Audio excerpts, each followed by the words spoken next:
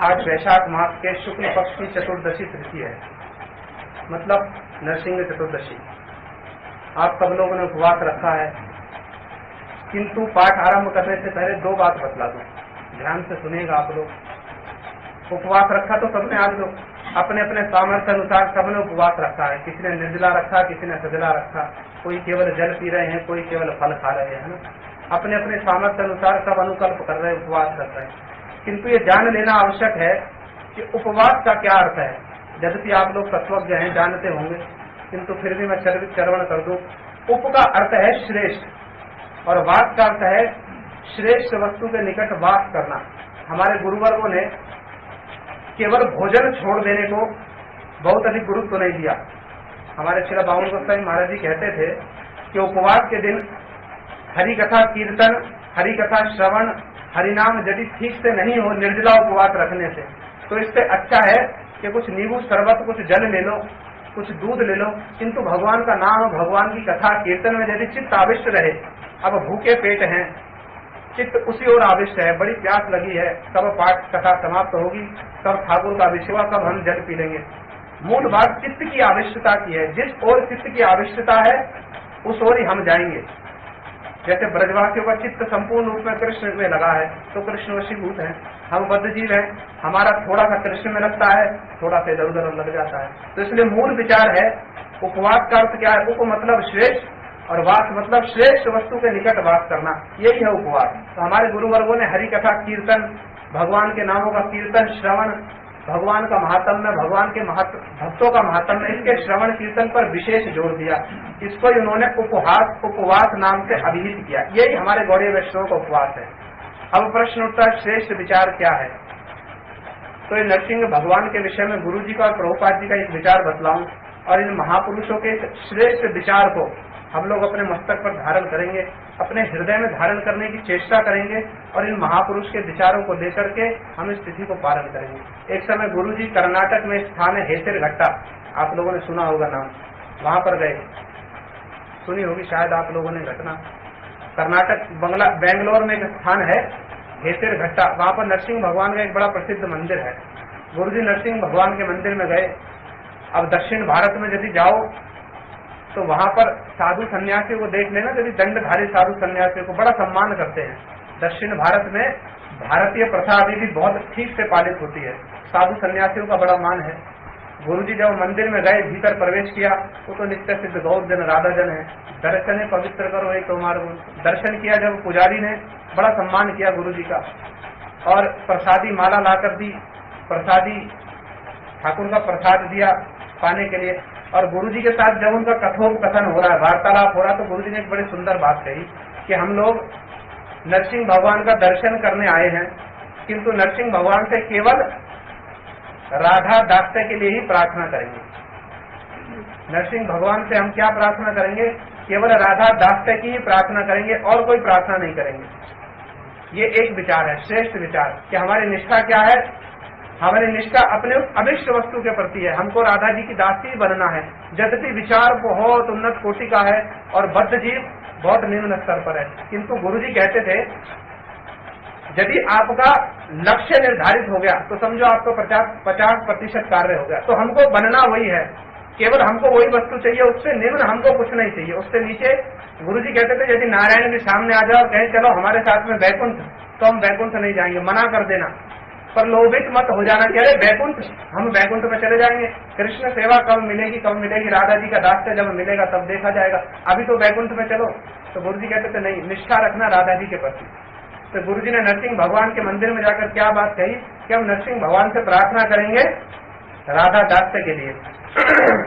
और हमारे श्रील प्रभुपाद जी एक बड़ा सुंदर विचार बतलाते थे। श्रील प्रभुपाद कहते थे कि जो लोग नरसिंह भगवान की उपासना करते हैं किंतु उनसे जागतिक विषयों की इच्छा करते हैं, जागतिक विषयों में जो विघ्न बाधाएं आती है ना हमारी, उनको दूर करने की प्रार्थना करते हैं, उनकी नरसिंह उपासना, पंच भौतिक उपासना में जो गणेश जी की उपासना है, पंच भौतिक उपासना जानते हैं किसको कहते हैं? पांचरात्रिक लोग, सूर्य की उपासना, गणेश जी की उपासना, विष्णु की, शिव की, दुर्गा की उपासना, ये 5 तत्वों की उपासना जो लोग करते हैं उनको कहते हैं पांचरात्रिक।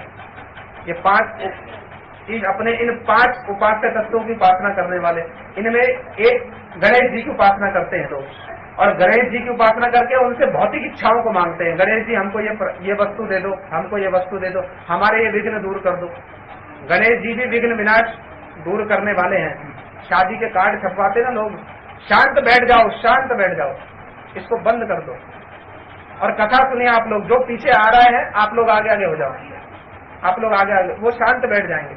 एक व्यक्ति आता, 4 व्यक्ति उसको मार्गदर्शन करते, इधर बैठ जाओ, उधर बैठ जाओ, ऐसे करो, ऐसे करो। आप इधर सुनिए, बैठने वालों को जगह अपने आप मिल जाएगी। ठीक है, तो हमारे शिला भक्ति गोविंद संत गोस्वामी महाराज जी के विषय में कभी आप लोगों ने सुना? लोग समझेंगे इधर उधर देखो, ये कुछ ना कुछ बोल देता है तुरंत। शिला भक्ति गोविंद संत गोस्वामी महाराज जब पाठ करते थे ना, उनका नियम था, कथा में पिन ड्रॉप साइलेंट होना चाहिए। अगर कोई बच्चा रोएगा तो माँ के साथ बच्चे को बाहर भेज देंगे, बाहर जाओ। जब बच्चा चुप हो जाए तब भीतर में आना। उनको कथा में डिस्टर्बेंस बिल्कुल पसंद नहीं था। अब ये मत समझना कि मैं भी उनके जैसा आदर्श प्रस्तुत कर रहा हूँ, किंतु फिर भी कथा सुनो तो ध्यान से सुननी चाहिए, तब कथा बोलने की इच्छा होती है। श्रोता के ऊपर वक्ता का भाव निर्भर करता है। तो श्रीला प्रभुपाद जी क्या बतलाते थे, जो लोग नरसिंह भगवान की उपासना करते हैं और उनसे भौतिक विघ्न विनाशों को दूर करने की प्रार्थना करते हैं, जो हमारा जगत में ये विघ्न आ रही है इसको आप दूर कर दीजिए, उनकी नरसिंह उपासना गणेश जी की उपासना के समान व्यर्थ हो जाती है। किंतु जो लोग नरसिंह भगवान से प्रार्थना करते हैं कि हमारी शुद्ध भक्ति के मार्ग में जितनी विघ्न बाधाएं आप इनको दूर कर दीजिए, नरसिंह भगवान उनके ऊपर कृपा करके उनके शुद्ध भक्ति के मार्ग में जितनी विघ्न बाधाएं हैं उनको दूर कर देते। और श्रीला प्रभुपाद जी ने एक स्थान पर क्या बतलाया, ये हिरण्यकशिपु क्या है। पहले गुरुवर्गों के विचार बतला दूं। हिरण्यकशिपु का अर्थ क्या है? हिरण्य का अर्थ है सोना, और कशिपु का अर्थ है कामिनी, उत्तम शैया या फिर कामिनी। हिरण्याक्ष का क्या अर्थ है? हिरण्य का अर्थ भी है सोना, जो सब समय कनक कामनी प्रतिष्ठा को संग्रह करने में लगे रहते, ये असुर वृत्ति है। तो नरसिंह भगवान जगत में आविर्भूत हुए और उन्होंने हिरण्यकशिपु हिरण्याक्ष का वध कर दिया। हिरण्याक्ष का वध किया वराह भगवान ने, और हिरण्यकशिपु का वध किया नरसिंह भगवान ने। तो श्रीला प्रभुपाद जी कहते थे, नरसिंह भगवान शुद्ध भक्ति के मार्ग में हमारी जो विघ्न बाधा है ना, कनक कामनी प्रतिष्ठा, काम क्रोध लोभ मोह मद मात्सर्य, ये जितने भी असुर हैं, इन सबका वध करके हमारे शुद्ध भक्ति के मार्गों को प्रशस्त करते हैं। समझ रहे? तो हमारे शुद्ध भक्ति के मार्ग में जितनी विघ्न बाधाएं हैं उनको ही नरसिंह भगवान दूर करते हैं। तो हम ये तिथि पालन कर रहे हैं। किस लिए तिथि पालन कर रहे हैं? कि हम नरसिंह भगवान जी के चरणों में अपने गुरु वर्गों के विचारों को मस्तक पर लेकर प्रार्थना करेंगे कि प्रभु हमारी जितनी शुद्ध भक्ति के मार्ग में विघ्न बाधाएं हैं आप उनको कृपा पूर्वक दूर कर दीजिए। यही हमारी नरसिंह भगवान के श्री चरणों में प्रार्थना है, और यही तिथि पालन करने का मूल उद्देश्य है। ठीक है, ये विचार लेकर के तिथि पालन करेंगे तब हमारा तिथि पालन करना सार्थक होगा। गुरु वर्गों के विचार के साथ ही कोई भी पारमार्थिक क्रिया करना उचित है। समय 2-3 घंटे बचे होंगे हमारे पास। ये विषय जो है प्रहलाद शिक्षा, ये बहुत विस्तृत विषय है। इसको यदि ठीक से सुनने जाओ, बोलने जाओ, तो इसको कम से कम 7 से 10 दिन लगेंगे, जहाँ तक मुझे लगता है। ये विस्तृत विषय है। 6-7 अध्यायों में प्रहलाद महाराज जी की शिक्षाएं हैं, किंतु विश्वनाथ चक्रवर्ती ठाकुर जी ने प्रत्येक श्लोक की टीका में उस श्लोक के वैशिष्ट्य को और बढ़ा दिया। बड़े सुंदर सुंदर विचार दिए हैं। तो मैं समय अनुसार चेष्टा करूंगा जितना हम लोग पढ़ पाएंगे, सुन पाएंगे। हमारे गुरुवर्ग इन तिथियों के दिन भागवत पाठ करते थे।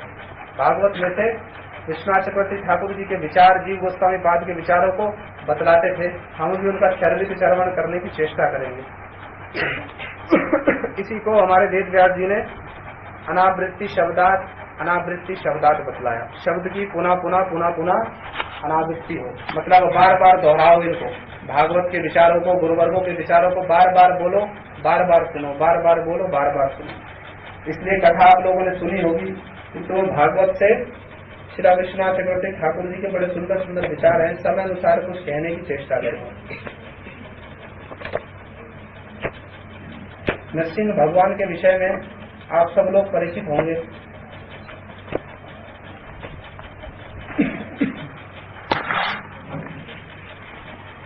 मैं संक्षेप में, कुछ नए लोग हैं, संक्षेप में घटना बतला दूं, कथा बतला दूं। ब्रह्मा जी के 4 मानस पुत्र हैं, जानते तो आप लोग। सनत, सनंदन, सनातन और सनत, ये ब्रह्मा जी के 4 मानस पुत्र हैं।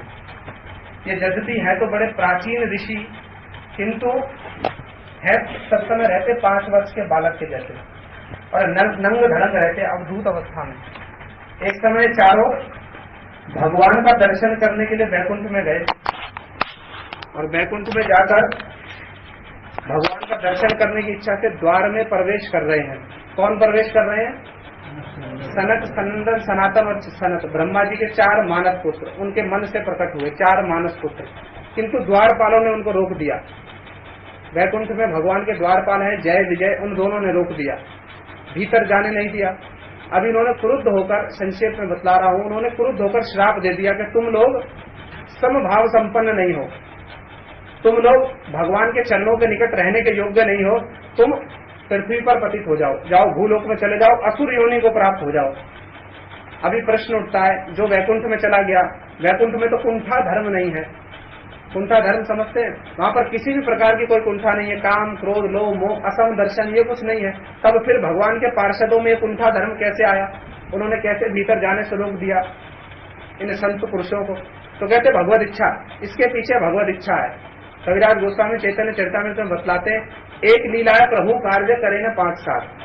भगवान अपनी एक लीला से अपने 5-7 कार्यों को कर लेते हैं। अभी असुरों का वध करना है, पृथ्वी का भार हरण करना है, भक्त की रक्षा करनी है, जगत में अपनी लीलाएं प्रकटित करनी है।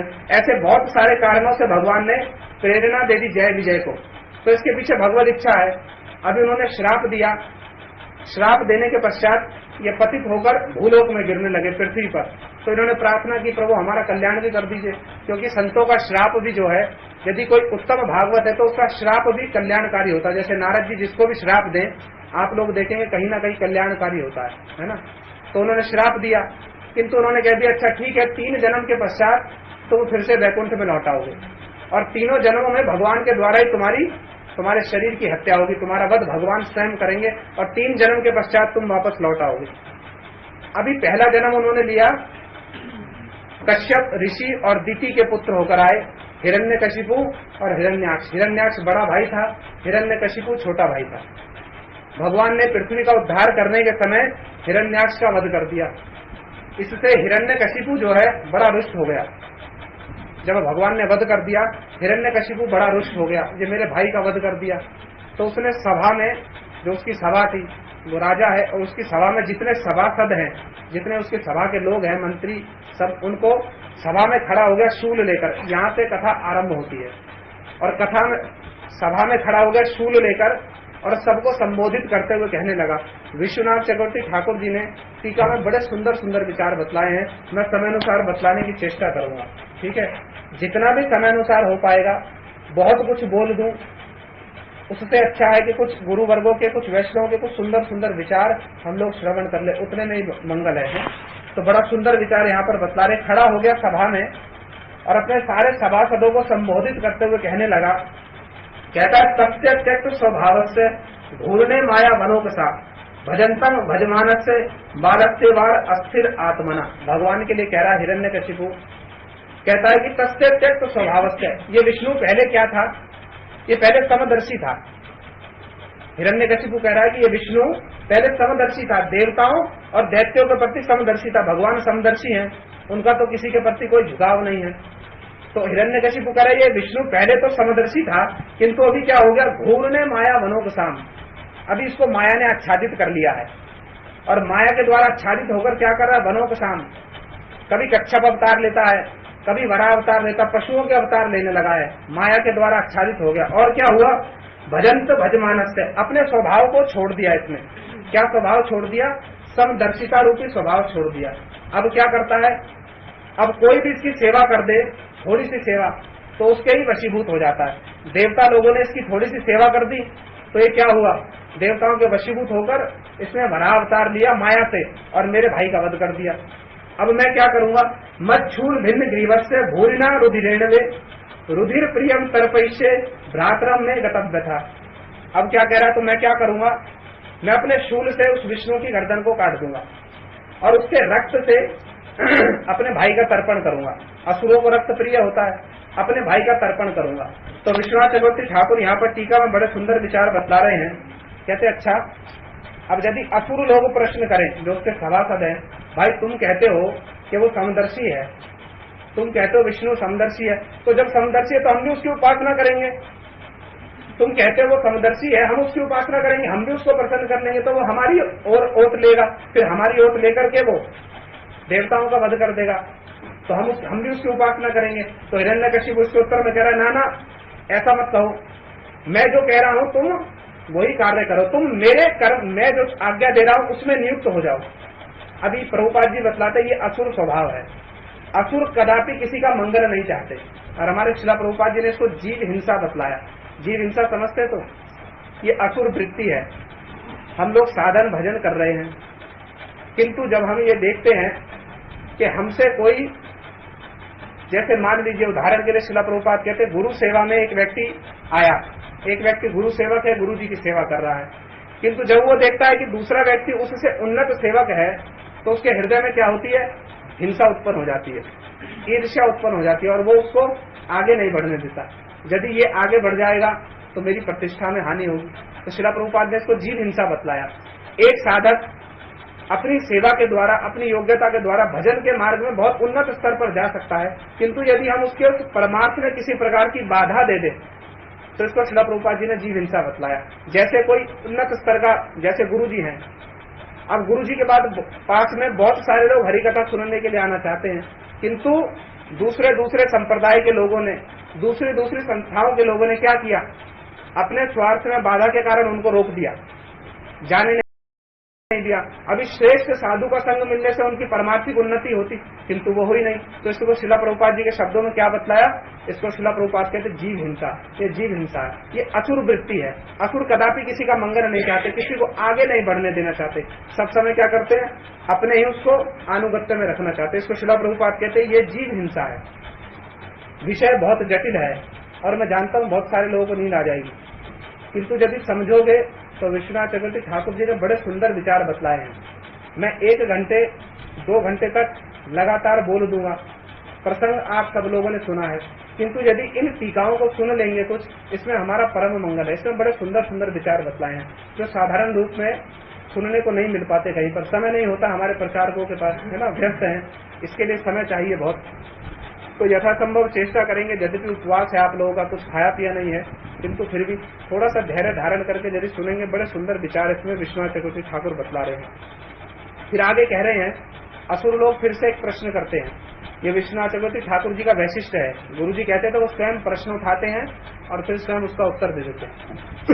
तो फिर असुर लोग यदि प्रश्न करें, भैया हिरण्यकशिपु से, तुम तो कहते हो कि ये परमात्मा है, तो फिर परमात्मा का वध कैसे कर सकते हैं? तुम तो स्वयं कह रहे हो ये हरि है, परमात्मा है, किंतु इसने अपना स्वभाव छोड़ दिया, तो तुम इसका, अब हम इसका, यदि ये परमात्मा है तो इसका वध कैसे कर सकते हैं? तो इसके उत्तर में कह रहे हैं, त्यक्त तो स्वभावत है, अरे परमात्मा था किंतु अब इसने अपना स्वभाव छोड़ दिया, अब ये समदर्शी नहीं रहा, जब अपना स्वभाव छोड़ दिया तो इसका परमात्मा तो चला गया, तब तो इसका वध किया जा सकता है, इसलिए मैं अकेला इसका वध कर दूंगा, तुम लोग चिंता मत करो। फिर आगे कह रहे, अच्छा हिरण्यकशिपु कह रहा अपनी माया के द्वारा ये क्या कर रहा है, जलचर जीव बन रहा है, कभी कच्छप बन गए ना, कच्छप अवतार लिया, कभी क्या कर रहा है नरसिंह अवतार लिया, कभी क्या कर रहा है वराह अवतार ले रहा है, तो ये अपनी माया के वशीभूत हो गया है, पशुओं जैसे अवतार ले रहा है। किंतु शुद्धा सरस्वती ने हिरण्यकशिपु के इन वचनों को भगवान की स्तुति बना दिया। हिरण्यकशिपु कह रहा घूरने माया बनो को साम, ये माया के द्वारा नाना प्रकार के अवतार ले रहा है, किंतु शुद्धा सरस्वती कहती है माया के द्वारा नहीं, कृपा के द्वारा नाना अवतार ले रहे हैं। अपने भक्तों पर कृपा करने के लिए कभी नरसिंह अवतार लेते हैं, कभी कच्छप अवतार लेते हैं, कभी मत्स्य अवतार लेते हैं। फिर कह रहे हैं अच्छा हिरण्यकशिपु कहता मत शूल ग्रीवस्थ, मैं अपने शूल से इस विष्णु की ग्रीवा, इसकी गर्दन को काट दूंगा। तो यहाँ पर शुद्धा सरस्वती क्या बतला रही है कि हिरण्यकशिपु कह रहा है कि मेरा शूल क्या है, मेरा शूल प्राकृत है और भगवान की ग्रीवा क्या है, वो अप्राकृत है। काटने की जो बात कर रहा है वो क्या कह रहा है, यहाँ पर शुद्धा सरस्वती कह रही है मत शूल भिन्न ग्रीवस्थ है, मैं अपने शूल से उसकी जीवा को भिन्न कर दूंगा, अलग कर दूंगा। किंतु शुद्धा सरस्वती क्या कह रही है, मत शूल भिन्न ग्रीवस्थ है, मेरे त्रिशूल से उनकी जो ग्रीवा है, उनकी जो गर्दन है वो भिन्न है। भिन्न कैसे है, मेरा त्रिशूल प्राकृत है, और उनकी जो गर्दन है, ग्रीवा जो है वो अपराकृत है, इसलिए मेरा शूल उनकी ग्रीवा से भिन्न है। ये शुद्धा सरस्वती बड़े सुंदर अर्थ बतला रही है। और फिर क्या कह रहा है, उनके रक्त से, विष्णु के रक्त से मैं अपने भाई का, जिसको रक्त प्रिय है, असुरों को रक्त प्रिय होता है ना, अपने भाई का तर्पण करूंगा। तो शुद्धा सरस्वती क्या बतला रही है यहाँ पर विश्वनाथ चक्रवर्ती ठाकुर जी कहते हैं अभिधान। अभिधान मतलब डिक्शनरी। डिक्शनरी में रुधिर का एक अर्थ है कुमकुम। कुमकुम होता है ना, चंदन जैसा एक पदार्थ है कुमकुम, भगवान के मस्तक पर चरणों में लगाते हैं। तो हिरण्यकशिपु क्या कह रहा है, मैं उनके रुधिर से, रुधिर मतलब कुमकुम से अपने भाई का तर्पण करूंगा, अर्थात उनके प्रसादी चंदन से उनका तर्पण करूंगा। क्यों? क्योंकि स्वरूप से वो भक्त है। स्वरूप से तो हिरण्याक्ष कौन है, भक्त है ना भगवान का, इसलिए भगवान के प्रसादी चंदन कुमकुम से उसका तर्पण करूंगा, इसमें उसका परम मंगल होगा। तो ऐसे सुंदर सुंदर भाव जो है विश्वनाथ चक्रवर्ती ठाकुर जी बतला रहे हैं। अभी उसने, हिरण्यकशिपु ने सारे असुरों को आज्ञा दे दी, तुम क्या करो, जहां पर भी यज्ञ हो रहे हैं, ब्राह्मण लोग पूजन अर्चन कर रहे हैं, गायों की सेवा पूजा हो रही है, तुम उस स्थान को जाकर विनष्ट कर दो। यज्ञ जो वेदी है ना, उस यज्ञ वेदी को क्या करो, तोड़ फोड़ दो, ब्राह्मणों के घरों को जला दो, जहां पर साधु लोग आश्रम बनाकर रहते उनको जला दो। क्यों? क्योंकि विष्णु का आधार क्या है, विष्णु का आधार है यज्ञ। ये यज्ञ से इसको भोजन मिलता है। जब यज्ञ बंद हो जाएंगे तो ये विष्णु स्वयं मर जाएगा, और जब विष्णु मर जाएगा तो सारे देवता मर जाएंगे। तो ऐसा बोलकर उसने सबको आज्ञा दे दी। और जब आज्ञा दे दी तो ये असुर लोग जो हैं, ये तो स्वभाव से ही कलह प्रिय होते हैं। असुर लोग सारे चले गए और उत्पात मचाने लगी सारी पृथ्वी में। अब उसके बाद क्या हुआ, ये हिरण्यकशिपु ने यहाँ पर आज्ञा दे दी सबको, जाओ तुम सर्वनाश कर दो इन भक्तों का सबका। और स्वयं गया अपने अंतःपुर में, जहां पर उसकी पत्नी, उसकी मैया दीति और उसके भाई हिरण्याक्ष की पत्नी और उसके पुत्र इत्यादि सब थे, वहां पर चला गया और उनको संबोधित करते हुए बड़ा सुंदर तत्व ज्ञान दे रहा है। अब वास्तव में हिरण्यकशिपु है कौन, स्वरूप है भगवान का भक्त है, तो उसका तत्व ज्ञान जो है वो निसंदेह ग्रहणीय है, उसको ग्रहण किया जा सकता है, क्योंकि वो तत्व है तो भगवान का पार्षद है, भगवान का भक्त है। यहाँ पर बड़ा सुंदर विचार बतला रहे, जटिल विषय है किंतु ध्यान से सुनोगे बहुत सुंदर सुंदर विचार बतला रहे हैं। जाकर सभा में, जहाँ पर उसकी मैया और सब लोग बैठे, वहां पर चला गया और उनके निकट में बैठकर उनको संबोधित करते हुए कह रहा है, कहता है कि देखो हे माता, हे भाभी, हे पुत्र, तुम लोग मेरे भाई के लिए शोक मत करो। क्यों? क्योंकि वीर पुरुष जो होते हैं वो तो युद्ध स्थल में मृत्यु को ही वरण करने के लिए सब समय लालायित रहते हैं। वीर पुरुष क्या चाहते हैं, युद्ध में शत्रु के साथ युद्ध करते हुए मेरी मृत्यु हो। तो मेरे भाई की तो विष्णु रूपी शत्रु के साथ युद्ध करते हुए मृत्यु हुई है, इसलिए तुम उसकी मृत्यु पर शोक मत करो।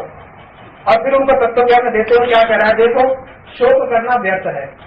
क्यों व्यर्थ है? अरे भाई, तुम जिसके लिए शोक कर रहे हो वो शरीर तो तुम्हारे सामने पड़ा है, जिसके लिए तुम शोक कर रहे हो, जिससे तुम बातचीत करते थे, वो शरीर तुम्हारे सामने पड़ा है, इसके भीतर से आत्मा चली गई है। और ये आत्मा का जाना आना कैसे है, जैसे किसी प्याऊ लगाते ना लोग, प्याऊ, उस पर बहुत सारे लोग इकट्ठे होते हैं, जल पीते हैं और फिर अपने अपने मार्ग पर चले जाते हैं। जैसे धर्मशाला में बहुत सारे लोग इकट्ठे हुए, कुछ समय के लिए हमारा उनसे परिचय हुआ और उसके बाद वो लोग फिर अपने अपने मार्ग पर चले गए। तो अपनी मैया को बता रहे कि मैया देखो, ऐसे ही जीव जो है कर्मवश एक दूसरे से मिलते हैं, जब कर्म फल समाप्त हो जाता है तो फिर अपने अपने मार्ग पर चले जाते हैं, केवल शरीर पड़ा रह जाता है। इसलिए शरीर के लिए जो तुम शोक कर रहे हो वो तुम्हारा शोक करना उचित नहीं है, शोक को छोड़ दो। क्यों? क्योंकि जिस शरीर से तुम प्रीति करते थे वो शरीर तो तुम्हारे सामने पड़ा है। जो शरीर तुम समझते थे ये शरीर मुझसे बात करता है, मुझसे प्रीति करता है, ये तो तुम्हारे सामने पड़ा है। तो तुम शोक किसके लिए कर रहे हो? कभी मृत शरीर देखा आप लोगों ने? ये जो मृत शरीर शब्द है ना, ये भी क्या है, इसमें पुनरुक्ति दोष है। लोग कहते हैं ना मृत शरीर, ये मृत शरीर में भी पुनरुक्ति दोष है। पुनरुक्ति दोष समझते हो? एक बात को बार बार दोहराना, इसको कहते हैं पुनरुक्ति दोष। शरीर तो पहले से ही मृत है, शरीर कोई चेतन वस्तु है, शरीर तो पहले से ही मृत है, किंतु फिर भी इसको कहते हैं मृत शरीर, है ना, इसमें पुनरुक्ति दोष है। तो जो भी हो, मृत शरीर देखा कभी आप लोगों ने? अवश्य ही कभी न कभी मृत शरीर देखा होगा। आजकल मैं सदैव बतलाता हूँ, विज्ञान इतना उन्नत हो गया, साइंस इतना डेवलप हो गया, मृत शरीर के अंगों को निकालते हैं और जीवित शरीर में लगा देते हैं, और वो जीवित शरीर में काम भी करते हैं वो सारे अंग। होता है तो अब उनसे कोई पूछे कि भैया तुम्हारा विज्ञान जब इतना उन्नत हो गया तो तुम इस मृत शरीर के अंगों को निकालकर दूसरे शरीर में डाल रहे हो और वो शरीर चल भी रहा है, उनमें काम भी कर रहे हैं, तो तुम इस मृत शरीर को क्यों नहीं जीवित कर देते? तो तुम इस मृत शरीर को क्यों नहीं जीवित कर देते? फिर किसी को शोक मोह होगा ही नहीं, फिर तो किसी को शोक होगा नहीं। तो यहाँ पर हिरण्यकशिपु वही बता रहा है, तुम जिसके लिए शोक कर रहे हो वो तो तुम्हारे सामने पड़ा है, इससे बात करो, इसको आलिंगन करो, इससे प्रेम करो, ये शरीर तो तुम्हारे सामने पड़ा है। शोक किसके लिए कर रहे हो? यदि कहो आत्मा के लिए शोक कर रहे हैं तो यहाँ पर बतला रहा है कि आत्मा का ना तो जन्म है ना उसकी मृत्यु है। आत्मा तो नित्य है, अवयव है, कभी उसका विनाश नहीं है। भगवान गीता में बतलाते हैं ना जायते मृत्यते वा कदाचिन नायम भविता वा न भूय अजो नित्यम शाश्वतो यम पुराणो ना हन्यते हन्यमाने शरीर। इस आत्मा का जन्म नहीं है, इस आत्मा की मृत्यु नहीं है, न जायते मृत्यते वा कदाचिन नायम भविता वा न भूय। ऐसा नहीं था कि ये पहले थी अब है फिर बाद में नहीं होगी, ये तो सब समय थी। अजो ये तो अजन्मी है, नित्यम नित्य है, शाश्वतो यम शाश्वत है, ना हन्यते हन्य माने शरीर। शरीर की मृत्यु होने पर आत्मा की मृत्यु नहीं होती। इसलिए तुम किसके लिए शोक कर रहे हो? शरीर सामने पड़ा है, जिससे तुम बात करते थे, जिससे तुम जो तुम्हारी बातों का प्रत्युत्तर देता था वो इसके भीतर से चला गया, तुमने उसको कभी देखा नहीं, देखा कभी उसको? मुझसे आप लोग बात कर रहे हैं, मेरे भीतर से कौन बोल रहा है इसको कभी आपने देखा? यदि मेरी मृत्यु हो जाए तो मेरा शरीर पड़ा होगा, किंतु भीतर से जो बोल रहा है, जो प्रत्युत्तर दे रहा है, उसका ना आपने कभी देखा था, उसको ना आप कभी देख पाओगे। तब फिर शोक किसके लिए कर रहे हैं? वास्तव में यदि देखो, शोक हम करते किसके लिए? शरीर पहले से मृत है, शरीर तो पहले से ही मृत है, जड़ वस्तु है, और आत्मा की कभी मृत्यु नहीं है, तो फिर शोक होता किसको है? शोक किस वस्तु के लिए करते हैं? इसलिए तत्वज्ञानी लोग शोक नहीं करते, क्योंकि वो जानते हैं आत्मा की कोई मृत्यु नहीं है और शरीर पहले से मृत है। आगे बड़ा सुंदर एक इतिहास बतलाएंगे। इसलिए यहाँ पर क्या बतला रहा है? अभी शोक किसको होता है? यदि विचार करो, शोक किसको होता है? तो शोक होता है अहंकार को। जो हमारा अहंकार हो गया ना, हमने अपने आप को ये शरीर समझ लिया, उसको शोक होता है। तो हिरण्यकशिपु क्या बतला रहा है? यद्यपि आत्मा का जन्म मृत्यु नहीं है, किंतु आत्मा ने अविद्या के कारण इस शरीर को ग्रहण कर लिया। हमारी माया को भोग करने की इच्छा हुई। जगदानंद पंडित जी प्रेम विवर्त में बतलाते हैं, कृष्ण बहिर्मुख भैया भोग वांछा करे, निकटस्थ माया तारे जापटिया धरे। जीव ने कृष्ण से विमुख होकर भोग करने की इच्छा की, माया की ओर आकर्षित हो गया, तो निकटस्थ माया तारे जापटिया धरे। माया ने तुरंत उसको झपट कर पकड़ लिया और उसको एक सूक्ष्म शरीर और एक स्थूल शरीर दे दिया। अब भोगो जितना भोग सकते हो। तो वास्तव में आत्मा तो कुछ भोग नहीं रही। तो यहाँ पर हिरण्यकशिपु क्या बता रहा है? यद्यपि आत्मा कुछ भोग नहीं रही है, किंतु फिर भी ऐसा प्रतीत होता है कि आत्मा भोग रही है। जैसे नदी के निकट में वृक्ष खड़े होते हैं ना, वृक्ष लगे होते हैं नदी के निकट में, नदी में पत्थर मार दो तो जल हिलता है ना, तो जल में देखो तो वृक्ष भी हिलते हुए दिखलाई देते हैं। तो ऐसे हिरण्यकशिपु क्या उदाहरण देकर बतला रहा है? जैसे जल चंचल होने पर तट पर स्थित वृक्ष हिलते दिखलाई देते हैं, किंतु वास्तव में वृक्ष नहीं हिल रहे, हिल जल रहा है। ऐसे ही क्या हो रहा है? सब कुछ भोग शरीर रहा है, किंतु ऐसा लगता है कि आत्मा भी साथ साथ भोग रही है, किंतु वास्तव में आत्मा का इस शरीर से और इस शरीर के भोगों से कोई लेना देना नहीं है। फिर आगे बता रहा है बहुत सुंदर सुंदर यहाँ पर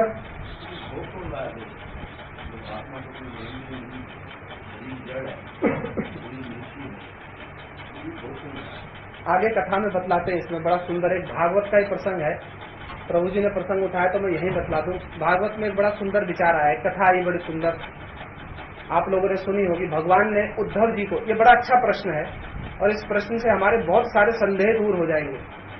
भागवत में एक प्रसंग आता है, भगवान स्वयं उद्धव जी को ये कथा बतला रहे हैं। अवंती देश में, उज्जैन में एक ब्राह्मण रहते थे।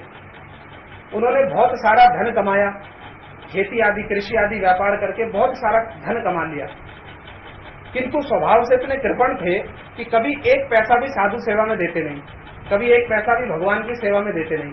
बड़े कृपण थे। घर में तो पैसा देने की बात बहुत दूर है, कभी किसी शुभ क्रिया में उन्होंने एक पैसा लगाया नहीं, किंतु बहुत सारा धन कमा लिया और स्वभाव से बड़े कृपण हैं। तो व्यक्ति को धन कैसे मिलता है? उसने पूर्व जन्म में कुछ ऐसे कर्म किए हैं, उस कर्म के फलस्वरूप उसको धन मिल रहा है, किंतु जितने पूर्व जन्मों के कर्म के अनुसार धन मिलना था वो मिल गया। अब आगे कोई पुण्य कर्म किए नहीं, तो उनके जो देवता लोग है ना, देवता लोग उन पर बिगड़ गए। गृहस्थों का धर्म है ना, उनको यज्ञ करना, संतों की सेवा करना है, सब गृहस्थों का धर्म है। अब वो गृहस्थ आश्रम में थे, संतों की सेवा में एक पैसा देते नहीं। तो क्या हुआ, देवता लोग उन पर बिगड़ गए। अब उनका जितना धन था वो सारा चला गया। धीरे धीरे धीरे धीरे करके कभी राजा को कर नहीं दिया तो राजा ने कर के रूप में छीन लिया, कुछ चोर चुरा कर ले गए, कुछ परिवार वालों ने चुरा लिया। अब जब सारा धन चला गया तो परिवार वालों ने लात मारकर घर से निकाल दिया। अब जब लात मारकर घर से निकाला, बड़े दुखी हुए मन में, और मन में तृष्णा आ गई, वैराग्य आ गया। तृष्णा नहीं, उपेक्षणा हो गई, वैराग्य आ गया हृदय में। मैंने सारा जीवन इतना धन कमाया और उस धन से ना तो कोई सुख भोग पाया, और इन परिवार वालों ने मुझे लात मारकर घर से निकाल दिया। तो मन में निर्वेद हो गया, वैराग्य हो गया, सन्यास ले लिया जाकर। किंतु सन्यास लिया तो क्या करने लगे, सन्यास लेकर ब्राह्मण तो थे पहले से ही, अब ब्राह्मणोचित गुणों में अपने आप को प्रतिष्ठित कर लिया, श्रम दम निष्ठा, तपने लगे, तपाने लगे शरीर को, खूब तपस्या करते। अब क्या करते, घर घर में जाकर भिक्षा मांगकर अपना जीवन यापन करते।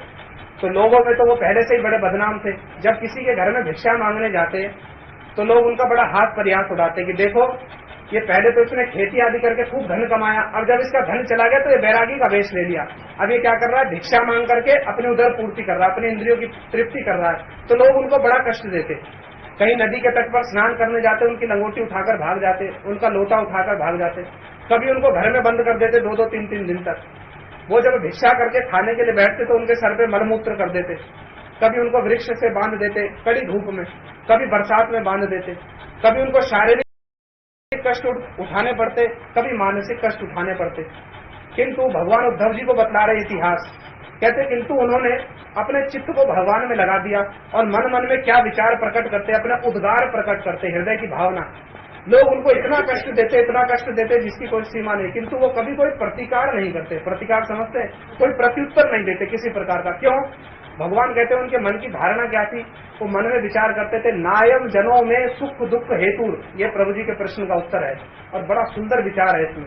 कहते नायम जनों में सुख दुख हेतु न देवतात्मा ग्रह कर्म काला मनहा परम कारण मामनंती संसार चक्रम परिवर्तये दिया। क्या बतला रहे, नायम जनों में सुख दुख हेतु। नायम जनों, ये तो मनुष्य लोग मुझको दुख दे रहे हैं ना, ये मेरे दुख का कारण नहीं है। नायम जनों में सुख दुख हेतु, ना ये मेरे सुख का कारण है, ना ये मेरे दुख का कारण है। क्यों भाई, कोई आपको दुख दे रहा है, कोई आपको थप्पड़ मार दे, कोई आपको विष दे दे, वो दुख का कारण नहीं हुआ, आपके दुख का कारण ही तो हुआ ना। किंतु ये ब्राह्मण देवता क्या विचार कर रहे हैं, मेरे दुख का कारण नहीं है। क्यों? ये जो मुझे दुख दे रहा है, ये शरीर दूसरे शरीर को दुख दे रहा है। जिसको दुख दे रहा है, देने वाला शरीर है, और दुख स्वीकार करने वाला, ग्रहण करने वाला भी शरीर है। यदि भोजन करते समय अपने रोटी को चबा रहे हो, भोजन को चबा रहे हो, कभी कभी होता ना जीवा कट जाती है दांतों के बीच से। यदि भोजन करते समय जीभ कट जाए दांतों से तो क्या अपने मुंह पर थप्पड़ मारोगे? मारोगे अपने मुंह पर थप्पड़? नहीं। क्यों? क्योंकि कटने वाली जीभ भी हमारी है, काटने वाला दांत भी हमारा है। तो ऐसी वो क्या विचार करते हैं, ये जो मुझको दुख कष्ट दे रहा है ये मनुष्य है, ये मुझको दुख कष्ट नहीं दे रहा, ये मेरे शरीर को दुख कष्ट दे रहा है। किंतु मैं क्या हूँ? मैं आत्मा हूँ, और ये देने वाला भी शरीर है, लेने वाला भी शरीर है। इसमें इसलिए इसमें इसका कोई दोष नहीं है। नायम जनों में सुख दुख हेतु। फिर कहते ना देवता आत्मा, लोग कहते देवता लोग हमको कष्ट दे रहे, बरसात होती है, सूखा पड़ता है, तो देवता लोग जिसको कष्ट दे रहे हैं वो किसको कष्ट दे रहे हैं? वो तो शरीर को कष्ट दे रहे हैं। वो कहते शरीर को कष्ट देने वाले देवता हैं, तो देवता लोग मेरे कष्ट का कारण नहीं है। ग्रह कर्म काल, ये सब भी जिसको कष्ट दे रहे हैं वो केवल ये शरीर है, शरीर को कष्ट दे रहे हैं, मुझको कष्ट नहीं दे रहे। अब फिर प्रश्न उठता है, प्रभु जी कह रहे हैं तो फिर दुख कौन भोगता है? दुख वास्तव में कौन भोगता है? तो बता रहे मना परम कारण मामनंती संसार चक्रम परिवर्तये। ये जो दुख भोगने वाला है ना, ये मन है। मन क्या है? हमको ये अहंकार हो गया है कि मैं ये शरीर हूँ, ये अज्ञान है। हमने ये अहंकार कर लिया है कि मैं ये शरीर हूँ, ये अहंकार कर लिया है कि मैं इसका पिता हूँ, ये अहंकार कर लिया है मैं इसका पुत्र हूँ, मैं इसकी माता हूँ। और जब उनसे हमारा बिछोह होता है तो उस अहंकार को दुख होता है। वास्तव में हमारे अहंकार में बाधा उत्पन्न होती है ना, हमारे स्वार्थ में। हमारा पुत्र था, छोड़कर चला गया, अब ये हमने अहंकार कर लिया कि मैं इसका पिता हूँ। अब जब वो छोड़कर चला गया, समय में उसकी मृत्यु हो गई, तब हमको दुख होता है। वास्तव में वो दुख किसको हो रहा है? वो उस अहंकार को हो रहा है, उस मिथ्या अहंकार को, जो हमने उसको अपना पिता मान लिया है, उसको अपना पुत्र मान लिया है। इसलिए जो शरीर में जो कष्ट भोगता है वो केवल ये अहंकार कष्ट भोगता है, ये मन कष्ट भोगता है। और आत्मा का इससे कोई लेना देना नहीं है, शरीर तो वैसे ही जड़ है। समझ आई तो बात? कष्ट कौन भोगता है? कष्ट वो झूठा अभिमान भोगता है जो हमने अपने ऊपर आरोपित कर लिया है कि मैं ये शरीर हूँ, मैं इसकी बहन हूँ, मैं इसका भाई हूँ, मैं इसका पिता हूँ, मैं इसका पुत्र हूँ। वो जो अहंकार है ना हमारा सूक्ष्म शरीर में, मन बुद्धि अहंकार, वो अहंकार को दुख कष्ट होता है। आत्मा का इससे कोई लेना देना नहीं है। यही तत्वज्ञान यहाँ पर हिरण्यकशिपु बतला रहा है। और क्या हुआ, अपनी मैया और अपने सबको इस प्रकार संबोधित कर रहा है कि आप लोग मेरे भाई के लिए जो है किसी प्रकार से भी शोक नहीं कीजिए, क्योंकि आप जिसके लिए शोक कर रहे हैं वो शरीर आपके सामने पड़ा है, और जो जिसको आप अपना पुत्र समझते थे वो आपके सामने पड़ा है, किंतु जो प्रत्युत्तर देता था भीतर से वो आत्मा चली गई है, उसको आपने कभी देखा नहीं, इसलिए आपको उससे शोक करना किसी प्रकार से भी उचित नहीं है। अब हिरण्यकशिपु ने एक बड़ी सुंदर कथा सुनाई। यहाँ पर हिरण्यकशिपु भी ऐसी एक कथा सुना रहा है अपने सारे परिवार के लोगों को कि उशीनर एक स्थान था उस समय में। उशीनर, वहां पर एक राजा रहता था, उसका नाम था सुयज्ञ। एक समय युद्ध में शत्रुओं के साथ उसने युद्ध किया, बड़ा घनघोर युद्ध हुआ। तो युद्ध में उसकी पराजय हुई, शत्रुओं ने उसका मस्तक काट दिया, उसका वध कर दिया। जब उसके मृत शरीर को उसके राज्य में लाया गया, उसके राजमहल में लेकर के आए, तो उसकी रानी जो थी, जितनी पटरानियां आए, वो सब दहाड़े मारकर रोने लगी, और रोते रोते उन्होंने उस राजा के शरीर को अपनी गोदी में रख लिया और खूब रो रही हैं कि देखो ये विधाता बड़ा क्रूर है, ये शरीर जो हमको पहले आनंद देता था, आज यही शरीर हमारे दुख का कारण बन गया। ये विधाता बड़ा क्रूर है, कभी तो बेमतलब की सुख देता है, कभी बेमतलब की दुख देता है। आज जो शरीर हमको सुख देता था वही हमारे दुख का कारण बन गया। अब हम तुमको कैसे वापस लेकर आए, हम तुम्हारे साथ में चली जाएंगे, हम तुम्हारे साथ में मर जाएंगे। अभी उस शरीर को दाह संस्कार के लिए नहीं जाने देती।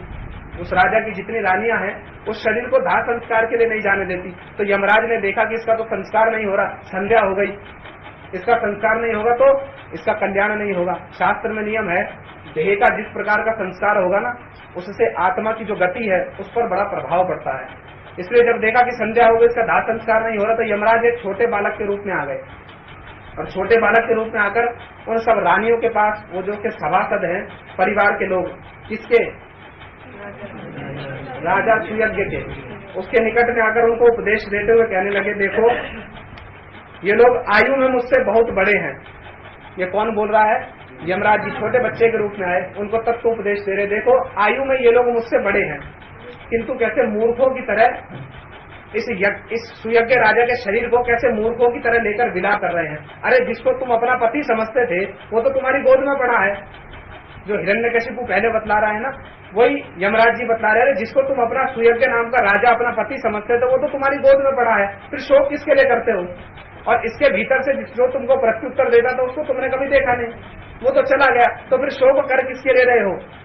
तब बड़े सुंदर सुंदर यमराज जी ने उनको आकर उपदेश दिए कि भाई तुम शोक किसके लिए कर रहे हो, शोक करना तुम्हारा व्यर्थ है। तुम इस शरीर के लिए यदि शोक करो तो शरीर तुम्हारे सामने पड़ा है, आत्मा के लिए शोक करो उसको तुमने कभी देखा नहीं। आत्मा तो शरीर के भीतर ऐसे है जैसे लकड़ी के भीतर अग्नि छुपी रहती है ना, ऐसे शरीर के भीतर आत्मा छुपी है, उसको तुमने कभी देखा नहीं, तो शोक किसके लिए कर रहे हो। अब फिर यमराज जी एक कथा सुना रहे हैं उनको कि एक जंगल में एक कबूतर, पुलिंग पक्षी, कबूतर होता है ना, कबूतर कबूतरी का जोड़ा था, उनके छोटे छोटे बच्चे थे, बड़े प्रीतिपूर्वक उनका संसार चल रहा है। उसी समय में एक बहेलिया आया, एक शिकारी, और उसने एक बाण मार दिया, और बाण मारकर कबूतरी को उसके प्राण हरण कर लिए। तो कबूतर जो है विलाप करते करते रोने लगा कि देखो ये विधाता बड़ा क्रूर है, अभी मेरे बच्चों के छोटे छोटे मेरे बच्चे हैं, अभी तो इनके पर भी नहीं निकले, किंतु फिर भी इसने मेरी इस स्त्री का वध कर दिया। प्रेरणा देकर काल ने इस मेरी स्त्री का वध करा दिया, अब मैं बिना स्त्री के कैसे जीऊंगा और मेरे बच्चों का लालन पालन कैसे होगा। अब वो व्याध जो है वो शिकारी पीछे छुपा बैठा था, उसने उसी समय में बाण मारा, कबूतर का भी वध कर दिया। तो यमराज जी उनको धिक्कार देते हुए कह रहे कि तुमको अपनी मृत्यु तो दिखाई नहीं देती, जैसे वो कबूतर को अपनी मृत्यु नहीं दिखाई दे रही, वो अपनी पत्नी के लिए रो रहा है कि ये छोड़कर चली गई, अब मेरा संसार कैसे पालन होगा। तो यमराज उनसे कह रहे तुमको अपनी मृत्यु तो दिखाई नहीं देती और तुम इसकी मृत्यु पर शोक कर रहे हो। अरे अपनी मृत्यु की चिंता करो, तुम्हारा शरीर अभी छूट जाएगा, तुम अपने लिए चिंता करो, कब काल तुमको ग्रसित कर लेगा, तुम अपने लिए चिंता नहीं कर रहे और मूर्खों के समान इसके लिए रो रहे हो। तो उन्होंने जब यमराज जी की बात सुनी, ये छोटा बच्चा बड़ा तत्व ज्ञान देता है, तो उन्होंने अपने चित्त को स्थिर किया और रानियों ने क्या किया, राजा सुयज्ञ के जो शरीर था उसको दाह संस्कार के लिए दे दिया। और हिरण्यकशिपु कह रहा है इसलिए इस कथा के माध्यम से तुम लोग भी क्या करो, शोक मत करो, अपने चित्त को स्थिर करो। और स्वयं कह रहा परमात्मा में लगा दो अपने चित्त को, शोक मत करो, अपने चित्त को परमात्मा में लगा दो। शरीर के लिए शोक करना मूर्खतापूर्ण कार्य है, शरीर तो तुम्हारे सामने पड़ा है, और आत्मा के लिए शोक करना उससे भी बड़ा मूर्खतापूर्ण कार्य है, उसको तो तुमने कभी देखा ही नहीं। शोक मत करो, अपने मन को परमात्मा में लगा दो। अब यहाँ पर हमारे श्रील प्रभुपाद जी विचार बतलाते हैं, हिरण्यकशिपु इतना सुंदर तत्व ज्ञान दे रहा है ना, आत्म तत्व को जानने वाला है, इतना सुंदर तत्व ज्ञान दे रहा है, स्वयं अपने मुख से कह रहा है तुम अपने मन को परमात्मा में लगा दो, किंतु स्वयं क्या कर रहा है, उसी परमात्मा से विद्वेष कर रहा है। इसका कारण क्या है, प्रश्न उठता है, इसका कारण क्या है। इतना सुंदर आत्म तत्व का उपदेश दिया, आत्म तत्व को जानता भी है, और किंतु फिर उपदेश भी दे रहा है, सांत्वना भी दे रहा है, किंतु फिर स्वयं क्या कह रहा है, क्या कर रहा है, आचरण कैसा कर रहा है, स्वयं उसी परमात्मा से विद्वेष कर रहा है। श्रील प्रभुपाद कहते हैं इसका कारण है। इसका क्या कारण है, श्रुतियां कहती हैं नायम आत्मा प्रवचनेन ना लभ्यो ना मेध्या ना बहुना श्रुतेन। ये आत्म तत्व जो है ना, इसको शास्त्र पढ़ के जाना नहीं जा सकता, शास्त्र पढ़ के इस आत्म तत्व को जाना नहीं जा सकता। जाना नहीं जा सकता का क्या मतलब है, पढ़ करके रट तो लोगे किंतु उसमें प्रतिष्ठित नहीं हो सकते, और जब तक उसमें प्रतिष्ठित नहीं हो तब तक वो काम का नहीं है। शास्त्र पढ़कर जान लोगे, अभी बतला तो दिया ना, हम आत्मा है, ये शरीर हम नहीं है, हम वास्तव में आत्मा है, किंतु फिर भी सुनने के बाद भी क्या इस वस्तु में प्रतिष्ठित हो जाएंगे, सुनने के पश्चात इस वस्तु में प्रतिष्ठित हो जाएंगे। शरीर में सुई चुभ जाएगी, हमको दर्द होगा, दर्द होगा नहीं होगा, यार हमने तो आत्म तत्व के विषय में सुन लिया, अब हमको दर्द नहीं होना चाहिए, अब हमारे किसी प्रियजन के बिछो होने पर हमको दुख कष्ट नहीं होना चाहिए, हमने तो सुन लिया हम आत्मा है। भाई सुन तो लिया, भागवत में पढ़ भी लो कि हम आत्मा है, और इस वस्तु को किंचित परिमाण में हम अनुभव भी करते हैं कि हम आत्मा है। ऐसा नहीं है कि हम अनुभव नहीं करते, क्यों, जब किसी स्वजन की मृत्यु को देखते हैं ना, किसी प्रियजन की मृत्यु को देखते तो हम जानते हैं शरीर तो हमारे सामने पड़ा है, अच्छा भला चंगा शरीर है, किंतु हम जानते हैं कि इसके भीतर से कोई वस्तु चली गई है। आत्मा की सत्ता को सब लोग स्वीकार करते हैं, वैज्ञानिक लोग भी स्वीकार करते हैं, किंतु बात क्या है कि हम उसमें प्रतिष्ठित नहीं है। श्री भारती महाराज जी के पास एक बार एक महिला आई और उसने महाराज जी के चरण स्पर्श करने चाहे, तो महाराज जी ने चरण पीछे कर लिए। तो उस महिला ने कहा महाराज जी आप भेदभाव क्यों करते हैं। महाराज जी ने कहा क्या भेदभाव। उसने कहा आप महिलाओं को चरण स्पर्श करने क्यों नहीं देते, चरण स्पर्श करने में तो सबका अधिकार है, भाई जीव मात्र का अधिकार है चरण स्पर्श करने में। तो महाराज जी ने कहा तुम जो बात बोल रही हो वो केवल शब्दों से बोल रही हो, उसमें प्रतिष्ठित नहीं हो, तुम जीवात्मा हो, महिला नहीं हो। इस पुरुष, ये तुम्हारा शरीर जो है ये महिला का शरीर है, पुरुष का शरीर है, इसका तुमको ज्ञान नहीं है, तुम जीवात्मा हो, इस विचार में प्रतिष्ठित हो या नहीं हो। नहीं, प्रतिष्ठित तो नहीं है। जब प्रतिष्ठित नहीं हो तो फिर अपने अधिकार अनुसार बात करना ही उचित है। फिर तुम महिला का शरीर हो और सन्यासी के चरण स्पर्श करना उचित नहीं है। कितना सुंदर विचार बतलाया। किंतु यही विचार मीरा जी ने भी बतलाया था, रूप गोस्वामी प्रभु जी के निकट ना जीव गोस्वामी प्रभु जी के निकट, सुनी होगी ना आप लोगों ने। किंतु जीव गोस्वामी जी ने उनको दर्शन दिए, क्योंकि मीरा जी उस विचार में प्रतिष्ठित थी, इसलिए उनको दर्शन दिए। तो दोनों विचार समझ आ रहे तो स्पष्ट रूप में। इसलिए यहाँ पर बतला रहे हैं कि केवल शास्त्र को यदि पढ़ लो तो पढ़ने से और केवल सुनने से, नायमात्मा प्रवचनेन, प्रवचन करने से मैं पढ़कर बोल दूंगा उससे भी होगा नहीं। ना लभ्यो, उस आत्म तत्व में प्रतिष्ठित नहीं हो सकते। ना बहुना श्रुतेन, बहुत बार सुन लो तब भी नहीं प्रतिष्ठित हो सकते। फिर प्रतिष्ठित होंगे कैसे, प्रश्न उठता है फिर भैया प्रतिष्ठित होंगे कैसे। तो प्रतिष्ठित कैसे होंगे, अगली पंक्ति में श्रुतियां बतला रही हैं, यमे वैसा विवृते तेन लभ्यत शेष आत्मा विवृते तनुस्वाम। जिसको भगवान जनाना चाहेंगे कृपा करके वो इस आत्म तत्व को जान पाएगा। इसलिए क्या बतलाया, भागवत भक्त्या भागवत ग्राह्यम नाचा बुद्धया नाचा टीका। ये भागवत धर्म जो है वो भक्तों के द्वारा ग्राह्य है, भक्तों की कृपा से प्राप्त होगा, ना बुद्धया, बुद्धि से नहीं प्राप्त कर सकते कि मैं भागवत को पढ़ लूंगा, भागवत को जान लूंगा। देवानंद पंडित जी ने भागवत नहीं पढ़ी थी, वो तो भागवत के बड़े प्रसिद्ध वक्ता थे, किंतु भागवत धर्म के में प्रतिष्ठित हो पाए, श्रीवास पंडित जी को पहचान नहीं पाए, उनके चरणों में अपराध कर दिया, तो महाप्रभु ने उनको परित्याग कर दिया देवानंद पंडित जी को। फिर बाद में जब वक्रेश्वर पंडित जी की सेवा की तब महाप्रभु ने स्वीकार कर लिया।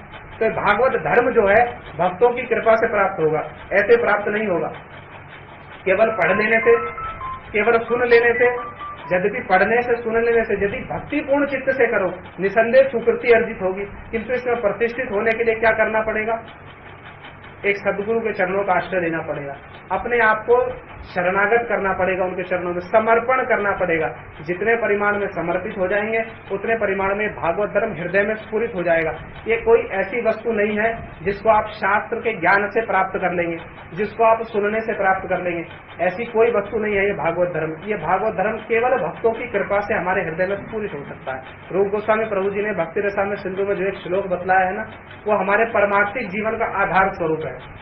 सुना है ना आप लोगों ने कितनी बार? वो स्वयमेव स्फुरत सदा, ये जो श्लोक है ना, इसमें जो स्वयमेव स्फुरत सदा शब्द आया ना, अतः श्री कृष्ण नाम आदि ना भवेत ग्राह्यम इंद्रिय। अब मैं इंद्रियों के द्वारा बोल रहा हूँ, आप लोग इंद्रियों के द्वारा सुन रहे हैं, किंतु रूप गोस्वामी प्रभु क्या कह रहे? ना भवेत ग्राह्यम इंद्रिय। ये इंद्रियों के द्वारा ग्राह्य वस्तु नहीं है। अब इसका अर्थ ये नहीं है कि सुनना बोलना छोड़ दें। सेवोन्मुख हो जीवा दो स्वयमेव स्फुरत सदा। जब सेवोन्मुख होकर मैं बोलूंगा, सेवोन्मुख होकर आप सुनेंगे, तब स्वयमेव स्फुरत सदा, तब ये चित्त में स्फुरित हो जाएगा। तो ये स्फुरित होने वाली वस्तु है। इसलिए नवदा भक्ति में आगे ये प्रसंग बहुत लंबा है और इसमें विश्वनाथ चक्रवर्ती ठाकुर जी ने बड़ा सुंदर बतलाया श्रवण करने का क्या महात्म्य है। और ये नवदा भक्ति आरंभ श्रवण होते हुए कि कविराज गोस्वामी जी ने क्यों बतलाया।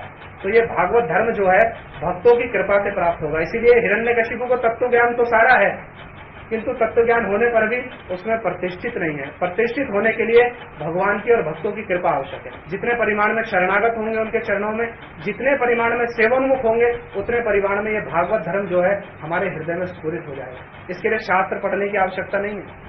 आप लोगों ने बहुत बार सुना होगा, श्रील प्रभुपाद जी के आश्रित थे पूज्यपाद वैष्णवदास बाबा जी महाराज।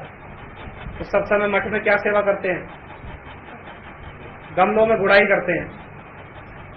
पौधे लगा रखे हैं ना पुष्प के, उसमें गुड़ाई करते हैं सब समय। गुड़ाई समझते तो मिट्टी खोदकर खाद डालते हैं। जो गाय भैंस पाल रखी थी ना मठ में, उनका गोबर उठाकर उसमें डालते हैं बागान में और उस पुष्प को ठाकुर का सेवा में लगाते हैं। ये उनकी सेवा है। शास्त्र कभी पढ़ा नहीं। एक समय एक व्यक्ति शिला प्रभुपाद जी के निकट आया और उसने कहा कि मेरी भागवत श्रवण करने की इच्छा है। तो प्रभुपाद जी ने कहा, वो व्यक्ति को देख रहे हो खेत में गुड़ाई कर रहा है, उसके पास चले जाओ, उसका संग करो, भागवत समझ में आ जाएगी। अब वो गया उसके निकट, उनके निकट में वैष्णवदास बाबा जी महाराज के निकट में, उनसे हाथ जोड़कर प्रश्न कहा, पूछा, प्रभु मैं भागवत श्रवण करना चाहता हूँ, मेरे को प्रभुपाद जी ने आपके निकट में भेजा भागवत सुनने के लिए। वो कहते भागवत, हम तो कभी भागवत का एक श्लोक भी पढ़ा नहीं, भागवत कैसे सुनाएंगे। वो लौट कर गया प्रभुपाद जी के निकट में, फिर वो तो कहते हैं भागवत का एक श्लोक भी सुना नहीं। प्रभुपाद जी कहते हैं वो भक्त भागवत है, उसका संग करो, संग करने से भागवत का जो तत्व है वो हृदय में स्फुरित हो जाएगा। भागवत पढ़ने से हृदय में स्फुरित होती नहीं, पर पढ़ा तो देवानंद पंडित जी ने भी था, स्फुरित हो गई हृदय में। वो भक्त भागवत है, संग करने मात्र से भागवत का विचार जो है हृदय में स्फुरित हो जाएगा। तो समझ गए, भागवत पढ़ने की बात तो कहीं नहीं, कहीं भागवत पढ़ने की बात के पढ़ करके जान लूंगा, और यदि सुनकर जान लूंगा। पढ़ने और सुनने से पुनः फिर जाना भी जाता है। ऐसा नहीं कि पढ़ने सुनने से जाना नहीं जाएगा। यदि सेवोन्मुख होकर पढ़ेंगे सुनेंगे, तब फिर सेवोन्मुख होकर करने से पढ़ने सुनने से भी जान पाएंगे। युगपत है विचार, दोनों एक दूसरे के पूरक है। समझ आ रही है तो बात? जो विषय चल रहा है बड़ा जटिल है ना, किंतु थोड़ा सा चेष्टा करोगे, कुछ मैं बोलने की चेष्टा करूंगा, आप सुनने की, अवश्य ही कुछ न कुछ अनुधावन होगा। तो इसमें प्रतिष्ठित होने के लिए क्या करना होगा? सेवोन्मुख करना होगा। जितने परिमाण में सेवोन्मुख होंगे निष्कपट भाव से, उतने परिमाण में भागवत धर्म जो है हृदय में स्फुरित हो जाएगा। सेवोन्मुख आगे के प्रसंग में प्रहलाद महाराज जी ने एक बड़ा सुंदर श्लोक बोला है। अब मैं बीच बीच में तोड़ कर बतला दूंगा तो फिर प्रसंग छूट जाएगा, किंतु पूछ रहे हैं तो बतला रहा हूँ। प्रहलाद महाराज जी ने एक श्लोक बोला है, गुरु सुशया भक्तया सर्वलब्धार पेणचा संगेन साधु भक्ता नाम ईश्वर आराधने नचा। इसमें बतला दे सेवन मुख का क्या, गुरु सुशया सर्वलब्धार पेणचा, अपना सब कुछ गुरु के चरणों में समर्पित कर दो। अपना सर्वस्व जो है गुरु के चरणों में निष्कपट भाव से समर्पित कर दो। तन मन धन सब कुछ हम लोग किया, हम लोगों ने किया, तन मन धन सब कुछ। इसलिए भागवत बड़ी दयालु है, भगवान बड़े दयालु है। उन्होंने भागवत में स्पष्ट रूप में बतला दिया। अच्छा, प्राणे अर्थ है धिया वाचा, प्राणे मतलब सब कुछ समर्पित कर दो। अब कहोगे भाई हम तो सब कुछ समर्पित नहीं कर सकते, तो फिर क्या करो? अच्छा, सब कुछ समर्पित नहीं कर सकते, प्राण के बाद मनुष्य को सबसे ज्यादा क्या वस्तु प्रिय है? धन प्रिय है। प्राण के बाद अर्थ है, तो अर्थ देकर सेवा कर दो। अच्छा, अर्थ भी नहीं दे सकते तो फिर वाणी से सेवा कर दो। अब जब मैं बतला रहा हूँ हम ये क्या कर रहे हैं, जो उनसे सुन रहे हैं उसको सुना रहे हैं, वाणी से सेवा कर दो। अच्छा वाणी से सेवा भी नहीं कर सकते, अरे बुद्धि से सेवा कर दो। ठाकुर जी का उत्सव है, पुष्पमाला सजानी है, उसमें बुद्धि लगा लो। ये बुद्धि तो लगा सकते हो, इसमें तो कोई धन खर्च नहीं होगा, इसमें तो कोई परिश्रम, अरे चेयर पर बैठे बैठे बुद्धि लगा दो। कोई वृंदावन जाना चाहता है उसको मार्ग बतला दो, ये प्रभु जी आप ऐसे चले जाइए, ये माता जी आप ऐसे चले जाइए, ये बुद्धि से सेवा कर दो। तो भगवान तो बड़े दयालु हैं, जितने परिमाण में कर सकते हो उतने परिमाण में कर दो। सब कुछ समर्पित करके कर सकते हो, बड़ी उत्तम बात है। नहीं कर सकते अर्थ देकर कर दो, अर्थ नहीं दे सकते वाणी से कर दो, कीर्तन कर दो, जोर जोर से कीर्तन करोगे लोग सुनेंगे, ये भगवान की सेवा है। वो भी नहीं कर सकते, बुद्धि से कर दो। संकीर्तन कहाँ गया है, कैसे पहुंचूंगा संकीर्तन तक, बतला दो, यहाँ से रिक्शा ले लो, वहां पर पहुंच जाओ, ये बुद्धि से सेवा है। तो किसी भी प्रकार से कर दो, इसको कहते हैं सेवन मुक्ता। जितने परिमाण में कर सकते हो, जितना अधिकार है उतने परिमाण में सेवन मुक्त हो जाओ। अब जितने परिमाण में सेवन मुक्त हो गए उतने ही परिमाण में ये भागवत धर्म हृदय में स्फूर्त हो जाएगा, है ना। अपने सब सभासदों को ऐसी आज्ञा दे करके हिरण्यकशिपु ने अपने पारिवारिक जनों को शांत किया, सुस्थिर किया और मन में ये विचार किया कि अब मैं तपस्या करने के लिए जाऊंगा और अजर अमर होकर के लौटूंगा तपस्या करके। तो वो चला गया मंदराचल पर्वत पर तपस्या करने के लिए। और उसने खूब लंबी कथा है ना, मैं कुछ मुख्य बातें यहाँ पर बतलाना चाहता हूँ। कीर्तन और श्रवण के विषय में विश्वनाथ चक्रवर्ती ठाकुर जी ने जो विचार बतलाए हैं। तो मंदराचल पर्वत पर चला गया, तपस्या की, बड़ी कठोर, आप सब लोग जानते हैं। एक पैर पर खड़े होकर देवताओं के 1000 वर्षों तक उसने तपस्या की और ब्रह्मा जी से बड़ा दुर्लभ वर मांग लिया कि मैं रात में ना मरूं, दिन में ना मरूं, आपके श्रेष्ठ किसी प्राणी से ना मरूं, अस्त्र से ना मरूं, शस्त्र से ना मरूं, गीली वस्तु से ना मरूं, सूखी वस्तु से ना मरूं, रात में ना मरूं, दिन में ना मरूं, पशु से ना मरूं, मनुष्य से ना मरूं। बड़ा दुर्लभ उसने वर मांग लिया। अब ब्रह्मा जी ने तथास्तु कहकर उसको वर दे दिया। अब वर देने के पश्चात जब वो लौटा तो उसने क्या किया, स्वर्ग तक पर आक्रमण किया और वहां पर भी अपना एक छत्र साम्राज्य स्थापित कर लिया। और इतना प्रभावशाली था हिरण्यकशिपु कि लोग यज्ञ करते थे जब, तो यज्ञ करने में जो देवताओं को जो भोग दिया जाता है ना, उस तक को छीन लेता था, इतना प्रभावशाली था। और शारीरिक बल में उसकी कोई सीमा नहीं थी। रावण ने, कितना बलशाली था रावण, शिवजी और पार्वती इस समय पर्वत पर बैठे थे, उसने कैलाश पर्वत को उठा दिया, किंतु हिरण्यकशिपु के कान का कुंडल नहीं उठा पाए रावण एक समय। इतना बलशाली था हिरण्यकशिपु और इतना प्रभावशाली था, सारे लोकपाल उसकी आराधना करते थे। समुद्र अपनी पतली नदियों के साथ उसको रत्न राशि दे जाया करता। ऋतुएं जो हैं वो उसकी जैसी इच्छा होती, जैसी उसकी क्रीड़ा करने की इच्छा होती, वैसा ऋतु जो है वैसा परिवेश उत्पन्न कर देती, वैसा परिवेश बना देती। फल उसकी इच्छा अनुसार जो है, जैसी उसकी इच्छा होती वैसा फल उत्पन्न कर देते वृक्ष जो है। और नदियां जो है उसकी क्रीड़ा के लिए, वृक्ष जो है उसकी क्रीड़ा के लिए घाटियां और जल समूह तैयार कर देते। इतना प्रभावशाली था। और अपने प्रभाव से उसने केवल ब्रह्मा, विष्णु और महेश, इन 3 देवताओं को छोड़ करके, यहाँ पर विष्णु को भी देवता बतलाते जैसे वो भगवान है, इन तीनों तत्वों को छोड़ करके सब लोग उसकी पूजा अभ्यर्थना करते। ब्रह्मा, विष्णु, महेश को छोड़कर सारे लोग उससे भय करते, उसकी अभ्यर्थना करते। इतना शक्तिशाली हो गया और इतना शक्तिशाली होकर राज्य करने लगा। सारी पृथ्वी का पर और स्वर्ग पर एक छत्र उसका साम्राज्य हो गया। किंतु जब उसके दुख और कष्टों से पृथ्वी देवी जब बड़ी पीड़ित हो गई तो उन्होंने ब्रह्मा जी के निकट, देवताओं के निकट प्रार्थना की और वो लोग गए क्षीरोद सागर में क्षीरोदक्षाय विष्णु के निकट। और विष्णु भगवान ने उनको आश्वासन देते हुए कह दिया कि तुम लोग चिंता मत करो, मैं उसके सारे संतापों से अवगत हूं, मैं जानता हूं वो क्या कर रहा है हिरण्यकशिपु। बड़ी शीघ्र मैं पृथ्वी पर अवतार लूंगा और इसका वध कर दूंगा। जब ये अपने निष्पाप महात्मा पुत्र प्रहलाद के प्रति द्रोह आचरण करेगा ना, जब उसको कष्ट देगा, तब मैं बड़ी शीघ्र प्रकट होकर इस हिरण्यकशिपु का वध कर दूंगा, तुम लोग निश्चिंत होकर चले जाओ। जब भगवान ने उनको ये आशीर्वचन वाणी दे दी तो सारे देवता लोग बड़े प्रसन्न मन से ये मान करके कि हाँ हिरण्यकशिपु जैसे समझ लो मर गया, क्योंकि भगवान क्या है, सत्यम विधातु, भगवान कभी झूठ नहीं बोलते, भगवान ने जो बोल दिया वो तो होगा। इसलिए निश्चिंत होकर के वापस लौट आए। अब इधर हिरण्यकशिपु राज्य कर रहा है, उसके 4 पुत्र हुए। उन 4 पुत्रों में सबसे छोटे थे प्रहलाद। प्रहलाद का अर्थ क्या है, प्रकृष्ट रूपेण आह्लाद इति प्रहलाद, मतलब जो अच्छे से भली भांति जो सब समय आनंद में रहते। अब भली भांति सब समय कौन आनंद में रह सकता है? जिसको कुछ भगवत अनुभूति है। तो प्रहलाद शब्द का अर्थ यह प्रकृष्ट रूप है ना आह्लाद इति प्रहलाद, जो अच्छे से आनंद में रहते सब समय। और यहाँ पर प्रहलाद महाराज जी के सुंदर सुंदर गुणों का वर्णन कर रहे हैं। ये नारद जी युधिष्ठिर महाराज को ये प्रसंग बतला रहे हैं और प्रहलाद महाराज जी के गुणों का वर्णन कर रहे हैं। उनके गुण कहते हैं, शास्त्र में भी नियम है, भगवान अपने मुख से कहते हैं मद भक्त पूज्या में दिखा, मेरे भक्त की पूजा जो है वो मेरी पूजा से अधिक गुरुतर है, मेरी पूजा से मेरे भक्त की पूजा अधिक श्रेष्ठ है। इसलिए यहाँ पर पहले भगवान नरसिंह देव के गुणों से पहले नारद जी जो कि उनके गुरु हैं प्रहलाद महाराज जी के, वो प्रहलाद महाराज जी के गुणों का वर्णन कर रहे हैं। कैसे हैं बतला रहे, प्रहलाद महाराज जी कहते थे ब्राह्मण्य गुण संपन्न, मतलब ब्राह्मणोचित जो गुण है ना, शम दम दया तपस्या इंद्रियों की स्थिरता जितेंद्रिय, ये सारे गुण उनके भीतर थे। बड़े सच्चरित्र थे, सत्य प्रतिज्ञ थे, अर्थात सब समय सत्य बोलते थे, कभी मिथ्या बात नहीं बोलते थे, जितेंद्रिय थे और परमात्मा के समान सबके प्रति समदर्शी थे, सारे जीवों के प्रति समभाव संपन्न थे। कौन? प्रहलाद महाराज। ऐसे भक्तों के गुण हैं, इन गुणों को श्रवण करना बड़ा आवश्यक है आज की तिथि के दिन। और कैसे थे? माननीय व्यक्तियों के प्रति भृत्यवत प्रणत होते थे। यदि कोई गुरुजन आ जाए, पिता हो चाचा हो, ऐसे गुरुजन होते थे तो उनके प्रति माननीय व्यक्तियों के प्रति भूप पतित होकर पृथ्वी पर लेटकर उनको प्रणाम करते थे। जो दीन व्यक्ति थे उनके ऊपर पिता के समान स्नेह था उनका। दीन व्यक्ति जो थे ना उनसे छोटे, उनके प्रति पिता के समान स्नेह था उनका। और जो समान व्यक्ति थे उनको भ्राता के समान प्रीति करते थे। ये वैष्णवोचित गुण है सारे, है ना, दैन्य दया अन्य मान, ये सब वैष्णवोचित गुण है।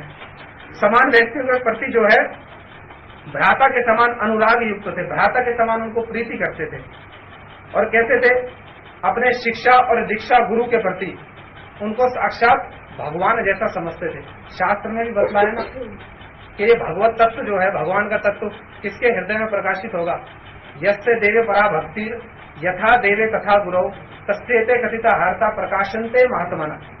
श्रुतियां कहती हैं यस्य देवे परा भक्ति, जिनके हृदय में जैसी भगवान के प्रति पराभक्ति है ऐसी अपने गुरु के प्रति भी पराभक्ति है, उनके हृदय में ही तस्यते कथिता हार्ता प्रकाशनते महात्मना। शास्त्रों का श्रुतियों का जो सार स्वरूप है ना, वो उनके हृदय में, उन व्यक्तियों के हृदय में प्रकाशित होगा जो भगवान के प्रति जैसी बुद्धि रखते हैं वैसी बुद्धि गुरु के प्रति रखते हैं। अब हमारा हुआ तो ऐसी बुद्धि गुरु के प्रति, गुरु के विचारों के प्रति हमारी ऐसी सुदृढ़ निष्ठा हुई तो जो गुरु मुखा पद्मा वाक्या चित्ते ते करिया एक क्या आर ना करिया मने आशा, और कोई आशा नहीं है, ऐसा हुआ तो। यदि नहीं हुआ तो फिर उतने ही परिमाण में हमारी पारमार्थिक उन्नति होगी। तो ऐसे प्रहलाद महाराज जी के गुण हैं। और क्या कह रहे? विद्या अर्थ रूप और अभिज्ञता विशिष्ट होने पर भी अहंकार से वर्जित थे। विद्या थी, सुंदर उच्च कुल में उनका जन्म हुआ। अब उच्च कुल कहने से ये मत समझना असुर कुल तो निम्न है, किंतु उच्च कुल कहने का क्या है? राजा के पुत्र हैं, राजपुत्र हैं, किंतु उनको कोई अहंकार नहीं है किसी प्रकार। देखने में बड़े सुंदर हैं, सब प्रकार का ऐश्वर्य उनके निकट में, किंतु कोई उनके भीतर में कोई अहंकार नहीं है किसी प्रकार का। इसलिए यहाँ पर कह रहे हैं असुर वंशजात होने पर भी विष्णु वैष्णवों के अनादर का जो मूल है ना, ईर्ष्या, हम दूसरों से अनादर क्यों करते हैं दूसरों का, ईर्ष्या उसका कारण है, वो उनके हृदय में नहीं थी। प्रहलाद महाराज जी के हृदय में ईर्ष्या का कोई स्थान नहीं था। देखो ये भागवत धर्म हम त्याजन कर रहे हैं। हम लोग कहते ना हम वैष्णव हैं, अपने मुख से कहते तो हम विष्णु मंत्र में दीक्षित हो गए, हम वैष्णव हो गए। हम भागवत धर्म यागी हैं। जैव धर्म, सनातन धर्म, वैष्णव धर्म, भागवत धर्म, ये सब एक ही बात है। हम लोग क्या है, हमारा परिचय क्या है? हम लोग भागवत धर्म याजी हैं, भागवत धर्म का पालन करते हैं। किंतु इस भागवत धर्म का वैशिष्ट्य है, पहले भी आप लोगों ने सुना होगा, श्रीमद् भागवत के द्वितीय स्कंद का जो दूसरा श्लोक है ना, ये धर्मा प्रोजित कहते वो अत्र परमो निर्मत्सराणाम सताम। इसमें जो परमो निर्मत्सराणाम सताम, परम निर्मत्सर धर्म है, ये भागवत धर्म जो है परम निर्मत्सर धर्म है। निर्मत्सर का अर्थ क्या है? इस भागवत धर्म में ईर्ष्या का कोई स्थान नहीं है। भगवान की सेवा में काम, क्रोध, लोभ, मोह, मद, ये सब कुछ लग सकता है। गोपियों ने काम से भगवान को पाया, हनुमान जी ने क्रोध से भगवान को पाया, उसको भगवान की सेवा में लगा दिया। किंतु ये जो ईर्ष्या है ना, ये कभी भगवान की सेवा में नहीं लग सकती। इसलिए भागवत धर्म में ईर्ष्या का कोई स्थान नहीं है। इसलिए वैष्णवों को चेष्टा करके ईर्ष्या से मुक्त होना चाहिए। और यदि कोई वास्तव में वैष्णव है, हृदय में कोई ईर्ष्या नहीं होगी। हमारे गुरु जी शिला त्रिविक्रम गोस्वामी महाराज जी से लगभग 4 वर्ष के बाद में मठ में आए, और शिला बामन गोस्वामी महाराज जी के बाद में जो नीचे हॉल में तीनों गुरु वर्गों की चित्र लगा है, शिला बामन गोस्वामी महाराज, शिला त्रिविक्रम गोस्वामी महाराज और श्री नारायण गोस्वामी महाराज हमारे गुरु जी, दीक्षा गुरु, और ये दोनों शिक्षा गुरु जी इन तीनों में सबसे बाद में मठ में आए। शिला बामन गोस्वामी महाराज जी से लगभग 15-16 वर्ष बाद मठ में आए। शिला त्रिविक्रम गोस्वामी महाराज जी से लगभग 4-5 वर्ष बाद मठ में आए। और गुरु जी कहते थे, शिला त्रिविक्रम गोस्वामी महाराज ने मुझे कीर्तन करना, भिक्षा करना गुरु जी को उन्होंने सिखाया। अभी गुरु जी उनसे छोटे हैं, किंतु परम गुरु जी की कुछ ऐसी सेवाएं गुरु जी ने की कि परम गुरु जी उनको बड़ा स्नेह प्रीति करते थे।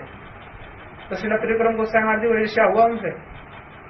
कभी ईर्ष्या हुआ? जी हमसे छोटे हैं, हमसे बाद में मठ में आए और हम इनको इतना कुछ सिखलाया, और ये गुरु जी, यद्यपि वो भी गुरु जी के पूर्ण कृपा पात्र हैं, किंतु गुरु जी छोटे थे। परम गुरु जी वो शिला त्रिविक्रम गोस्वामी महाराज जी स्वयं अपने मुख से कहते थे हमारे गुरु भाइयों को, जो ज्येष्ठ गुरु भाई है, कि तुम्हारे गुरु जी ने परम गुरु जी के लिए कहते थे ऐसी सेवा की उनकी कि हमारे गुरु जी तुम्हारे गुरु जी के प्रति अनुरक्त रहते थे। जब गुरु जी परम गुरु जी से कोई प्रश्न पूछते थे ना, मथुरा में आए या नवदीप में, तो परम गुरु जी बड़ी तसल्ली से उत्तर देते थे बैठ करके। हाँ, वहां पर ऐसा लिखा है, वहां पर ऐसा किया, बड़े अच्छे से मीमांसा करते थे। किंतु पूज्य त्रिविक्रम गोस्वामी महाराज जी कहते, जब मैं प्रश्न पूछता था तो मुझको टाल देते थे। अरे वहां पर देख लो, भागवत में ऐसा लिखा है, उस ग्रंथ में ऐसा लिखा है, मुझको टाल देते थे। किंतु जब तुम्हारे गुरु जी कोई प्रश्न करते थे, बड़े तसल्ली से उसका उत्तर देते थे। क्यों? अनंग मोहन प्रभु जी की सेवा, ऐसे कुछ विशेष सेवाएं गुरु जी ने की जिससे परम गुरु जी उनके प्रति बड़े अनुरक्त थे। अब ऐसा नहीं है कि पूज्य त्रिविक्रम गोस्वामी महाराज जी ने सेवाएं नहीं की, उन महापुरुष का बड़ा विशेष वैशिष्ट्य है। किंतु यहाँ पर जो प्रसंग चल रहा है, सब प्रकार से ईर्ष्या रहित थे, ज्येष्ठ हैं गुरु जी से, बड़े हैं। गुरु जी बाद में मठ में आए, गुरु जी को भिक्षा करना, कीर्तन करना उन्होंने सिखाया। और परम गुरु जी ने बहुत स्थान पर गुरु जी के लिए कोट किया कि गुरु जी बड़ा सुंदर कीर्तन करते थे हमारे गुरु जी, किंतु ईर्ष्या हुआ नहीं। तो कभी ईर्ष्या के स्थान पर गुरु बुद्धि करते थे।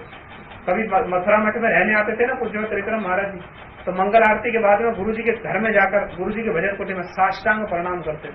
अपने छोटे गुरु भाई के प्रति ऐसा आचरण किसी बद्ध जीव के हृदय में कभी संभव हो सकता है? ये मुक्त महापुरुषों के जीवन में ऐसा आदर्श दिखलाई देता है। वो गुरु है स्वयं। श्री त्रिविक्रम गोस्वामी महाराज जी, उनके हृदय में गुरुत्व है, इसलिए जब दूसरे के हृदय में गुरुत्व देखते तो उनको प्रणाम करते। ईर्ष्या का वहां पर कोई स्थान नहीं है, उल्टा वहां पर एक सम्मान और एक प्रीति की भावना आ जाती है। इसलिए वैष्णव धर्म में ईर्ष्या का मात्सर्य का कोई स्थान नहीं है। इसलिए वैष्णवों को चेष्टा करके इस ईर्ष्या को दूर कर देना चाहिए।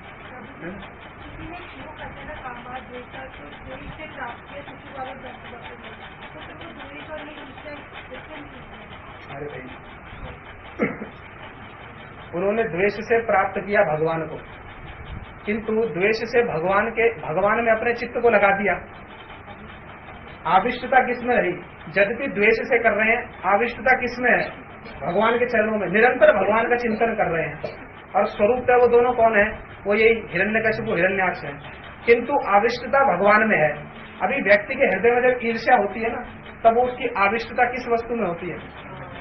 जिसके प्रति ईर्ष्या है, पहली बात तो उसमें आविष्टता होती है, और विपरीत दिशा में होती है। विपरीत दिशा का क्या मतलब? वो सब समय उसका अनिष्ट करना चाहता है। अब कहोगे शिशुपाल दंतवक्र भी तो अनिष्ट करना चाहते थे, अनिष्ट करना चाहते थे, किंतु निरंतर भगवान में उनका चित्त लगा है, स्मरण कर रहे हैं भगवान का, विपरीत भाव से कर रहे हैं किंतु स्मरण कर रहे हैं। किंतु जिस व्यक्ति के हृदय में ईर्ष्या है ना, ईर्ष्या एक ऐसा शत्रु है, वो क्या करेगा? अपने गुणों को बढ़ाने की अपेक्षा दूसरों के अवगुणों को सब समय बढ़ाने की चेष्टा करता रहेगा, दूसरों में अवगुणों को ढूंढता रहेगा। इसलिए क्या होता है? वो ईर्ष्या रूपी एक चंडालनी हृदय में आकर बैठ जाएगी। अब जहां पर हृदय में आकर ईर्ष्या बैठ गई, वहां पर भगवान का कभी प्रादुर्भाव नहीं हो सकता। इसलिए भगवान जगत में आविर्भूत होते काम, क्रोध, लोभ और मद मात्सर्य। जब सब कुछ चला जाएगा ना, कृष्ण लीला में जो छह शिशु आए कृष्ण से पहले, वो सब क्या थे? काम, क्रोध, लोभ, मोह, मद मात्सर्य। जब वो चले गए, विशुद्ध सत्व स्वरूप बलदेव प्रभु हृदय में आ गए, तब भगवान का आविर्भाव हुआ। इसलिए शिशुपाल दंतवक्र के द्वेष में और जड़ जगत के किसी व्यक्ति की ईर्ष्या में बड़ा भारी अंतर है। वो ईर्ष्या क्या है? वो भिन्न भावना से उत्पन्न है। हम दूसरे को सब समय नीचा दिखाने की चेष्टा करते हैं और दूसरे से सब समय श्रेष्ठ बनना चाहते हैं। इसलिए उस द्वेष में और उस ईर्ष्या में बड़ा भारी अंतर है। तो यहाँ पर प्रहलाद महाराज जी के क्या गुण बतला रहे हैं? उनमें ईर्ष्या का कोई स्थान नहीं था दूर दूर तक। और कहते थे, यहाँ पर बतला रहे हैं कि महद गुण सकल जो साधु लोग हैं ना स्वयं, वो बड़ी बड़ी सभाओं में प्रहलाद महाराज जी के गुणों की चर्चा करते हैं और उन गुणों को अपने जीवन में लाने की, पालन करने की चेष्टा करते हैं। अभी तक भी ये नारद युधिष्ठिर महाराज को बतला रहे कि प्रहलाद महाराज जी के जो गुण हैं, यद्यपि वो असुर कुल में आए, प्रहलाद महाराज जी कहाँ पर आए? असुर कुल में आए, किंतु देवता लोग उनके शत्रु हुए, किंतु फिर भी देवता लोग अपनी सभा में प्रहलाद महाराज जी के गुणों का वर्णन करते हैं और उनको अपने जीवन में लाने की चेष्टा करते हैं। तो फिर युधिष्ठिर महाराज से कह रहे, फिर तुम्हारे जैसे अजात शत्रु उनके गुणों को अपने जीवन में लाने की चेष्टा करेंगे, इसमें संदेह क्या है? इसलिए कह रहे प्रहलाद महाराज जी के गुण कैसे हैं? अनंत गुण है, मैं उनको कहाँ तक वर्णन करूं? अब ये गुरु जो है वो शिष्य के गुणों का वर्णन कर रहे हैं कि मैं उनके गुणों का कहाँ तक वर्णन कर लूं। बस एक बात बतला दूं, जिनकी भगवान वासुदेव में स्वाभाविक रति है ना, उनके गुणों की संख्या जो है उसका कोई निर्देश नहीं कर सकता। इसलिए उनका सर्वोपरि गुण क्या है कि उनकी भगवान वासुदेव में स्वाभाविक रति है, इसलिए सारे गुण उनके हृदय में स्वतः ही आ जाते हैं। कविराज गोस्वामी जी ने वैष्णवों के 26 लक्षण बतलाए तो उन 26 लक्षणों में 25 तटस्थ लक्षण है और एक स्वरूप लक्षण है, वो क्या है? कृष्ण के शरणता। इसलिए जिनकी भगवान के चरणों में शरणागति है उनमें सारे गुण स्वाभाविक रूप में आ जाएंगे। ऐसे प्रहलाद महाराज जी के गुणों का वर्णन कर रहे हैं। तो यहाँ पर नारद जी कह रहे हैं कि ऐसे शांत प्रशांत प्रहलाद महात्मा के प्रति भी, महात्मा जैसे पुत्र के प्रति भी हिरण्यकशिपु ने द्रोह आचरण करना आरंभ कर दिया। तो युधिष्ठिर महाराज ने प्रश्न किया कि अभी प्रहलाद महाराज तो बड़े शांत शिष्ट थे, बड़े भगवत भक्त थे, वो तो किसी का अनिष्ट नहीं चाहते थे, किंतु फिर हिरण्यकशिपु ने उनके प्रति जो है क्यों द्रोह आचरण किया? हिरण्यकशिपु उनसे क्यों ईर्ष्या करने लगा, क्यों द्वेष करने लगा? तो इसके उत्तर में बतला रहे हैं नारद जी युधिष्ठिर महाराज को कह रहे हैं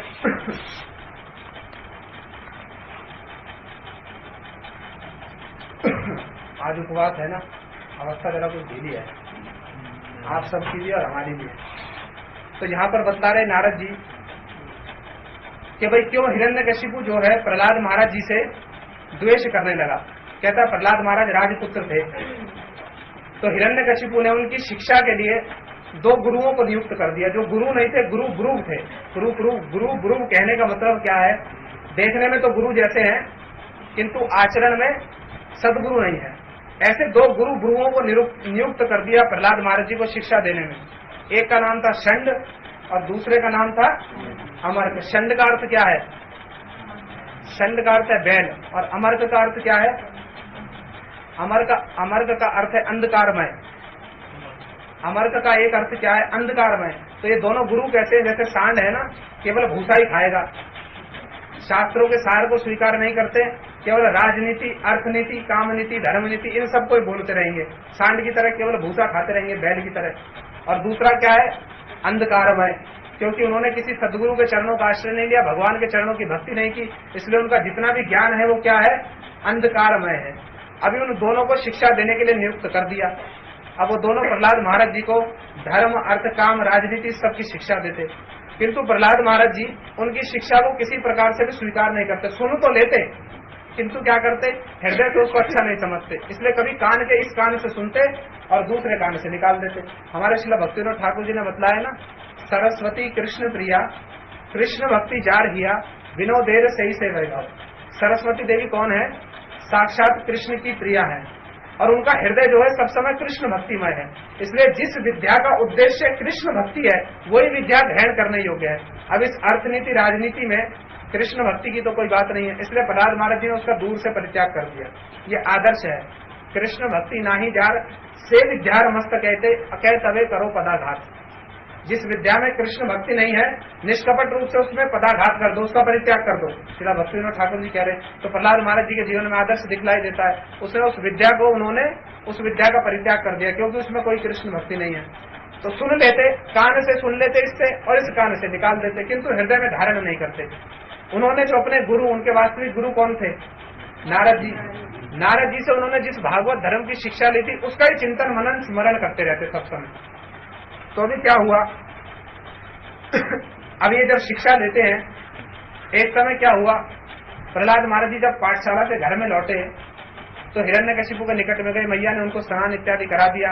छोटे पुत्र थे, हिरण्यकशिपु बड़ा स्नेह करता था प्रहलाद महाराज जी से। दौड़कर गए, पिता की गोद में चढ़ गए, हिरण्यकशिपु ने गोद में लेकर बैठा दिया और मस्तक सूंघने लगा, बड़ी स्नेह प्रीति करने लगा और कहने लगा, पुत्र हे तात, तुम पाठशाला में जो कुछ पढ़ते हो उसमें से मुझे कुछ सुनाओ, कुछ अच्छी बात बतलाओ। तुम किसको श्रेष्ठ समझते हो? जो तुम्हारे गुरु जो है छंद और अमृत के लिए कह रहा है, जो तुमको शिक्षा देते हैं उसमें से तुमको जो कुछ अच्छा लगता है वो मुझे बतलाओ। तो प्रहलाद महाराज जी हाथ जोड़कर बोलने लगे। अब यहाँ पर हमारे आचार्य पाठ टीका में बतला रहे, हिरण्यकशिपु कह रहा है तुम्हारे गुरु ने जो तुमको शिक्षा दी है उसमें जो तुमको अच्छा लगता है वो मुझे सुनाओ। तो प्रहलाद महाराज जी के वास्तविक गुरु कौन है? नारद जी। अब नारद जी ने जो उनको शिक्षा दी उसमें से जो अच्छा लग रहा है वो प्रहलाद महाराज जी बतला रहे हैं। तो क्या कह रहे, तत् साधु मन ने असुर्य वर्ज देही नाम सदा समुद्विग्न धियाम असद ग्रहात हितमाम पातम घयम अंधकूपम वनो गतो यत हरिमाश्रय। पिताजी, मैं जिसको अच्छा समझता हूँ, मैंने अपने गुरु के निकट जो शिक्षा ग्रहण की है वो बतलाता हूँ। कहते तत् साधु मन ने असुर्य वर्ज देही नाम। अब हिरण्यकशिपु को क्या संबोधित कर रहे हैं? असुर्य वर्ज देही नाम, असुरों में श्रेष्ठ। अब ये कोई स्तुति है? असुरों में श्रेष्ठ कहना किसी को कोई स्तुति है? तो परोक्ष रूप से प्रहलाद महाराज जी उनको क्या कह रहे हैं? उनकी स्तुति कर रहे हैं। ऐसा लग रहा है असुर्य वर्ज देही नाम, आप असुरों में श्रेष्ठ हैं, किंतु अपरोक्ष रूप में क्या कर रहे हैं? धिक्कार दे रहे हैं, क्योंकि आपने भगवान के चरणों का आश्रय नहीं लिया, इसलिए आप असुरों में श्रेष्ठ हो। मैं क्या समझता हूँ पिताजी, जगत के जो लोग है ना उनका चित्त सब समय उद्विग्न रहता है, इसलिए ऐसे उद्विग्न चित्त लोगों के लिए अच्छी बात क्या है कि वो सब इस ग्रह अंधकूप, जो अंधा कुआं है ना, ग्रह संसार रूपी अंधा कुआं, इसको छोड़ करके वन में चले जाएं और भगवान श्री हरि के चरणों का आश्रय ले लें। मैं इसको अच्छा समझता हूँ। अब यहाँ पर टीकाकार बतला रहे हैं कि श्री भक्तिविनोद ठाकुर जी ने यहाँ पर इस प्रसंग में बड़े सुंदर सुंदर विचार बतलाए अलग अलग स्थानों पर अपने प्रबंधों में। यहाँ पर प्रहलाद महाराज जी कह रहे हैं ग्रहम अंधकूपम। तो श्री भक्तिविनोद ठाकुर जी कहते हैं ग्रह जो है वो अंधकूप कब होता है? ग्रह जो है वो अंधकूप कब होता है? जब तक गृहस्थ व्यक्ति सदगुरु के चरणों का आश्रय ना ले, भगवत भजन ना करे, तब तक उसका ग्रह जो है वो अंधकूप के समान है। यदि गृहस्थ व्यक्ति सदगुरु के चरणों का आश्रय ले ले और साधन भजन करने लगे, तो श्री भक्तिनाथ ठाकुर जी ने कहा तब उसके विषय में ये ग्रह अंधकूपम विचार लागू नहीं होगा। फिर उसका ग्रह अंधकूप नहीं है, फिर उसका ग्रह क्या है? जे दिन ग्रहे भजन देखी ग्रहे ते वैकुंठ भाई। जिस दिन घर में भजन होता है उस दिन घर क्या हो गया? वो वैकुंठ के समान हो गया वो ग्रह। इसलिए श्री भक्तिनाथ ठाकुर जी कहते हैं जब व्यक्ति सदगुरु के चरणों का आश्रय ले ले, भगवत भजन करने लगे, तब उनके लिए ग्रह थाको बने थाको इथे तर्क अकारण। इसमें ये अकारण तर्क है, घर में रहकर भजन करो या वन में रहकर भजन करो, फिर इसमें तर्क अकारण है। मूल बात क्या है? मूल बात है भगवान का भजन। जिनका मन स्थिर नहीं है, जिनकी इंद्रियां चंचल हैं, वो यदि वन में भी चले जाएं तो वन में जाकर भी विषयों का स्मरण करते रहेंगे। किंतु जैसे महाप्रभु के पार्षद लोग हैं, वो तो प्राय ज्यादातर पार्षद लोग गृहस्थ थे, किंतु उनका घर कैसा था? वैकुंठमय था। वो तो घर में रहकर साधन भजन करते थे, इसलिए बड़े बड़े सन्यासियों के लिए भी वो पूजनीय थे। और पुनः महाप्रभु के ऐसे पार्षद भी थे, स्वरूप दामोदर, रघुनाथ दास गोस्वामी जी जैसे, राय रामानंद जी जैसे, जो सन्यासी होकर के भी सन्यासियों के लिए आदर्श है। तो मूल विषय है भगवत भजन। तो यहाँ पर जो लोग भगवत भजन नहीं करते उनके घर को अंधकूप के समान बतलाया गया। अब हिरण्यकशिपु के घर में तो कोई भजन साधन होता नहीं, वो तो असुर है, इसलिए उसके घर को अंधकूप के समान बतला रहे। तो प्रहलाद महाराज जी कह रहे ऐसे लोगों के लिए अच्छी बात क्या है? जिनका चित्त सब समय उद्विग्न रहता है। संसारी जीव है ना, संसारी जीव का चित्त जो है सब समय उद्विग्न रहता है। क्यों उद्विग्न रहता है? हम लोग अपने शरीर के लिए कितनी चेष्टा करते हैं। गुरुवर्गों का एक विचार बतलाऊं, मैंने वैष्णवों के मुख से सुना, बड़ी सुंदर बात बतलाते हैं। हमारा चित्त जो है सब समय उद्विग्न रहता है।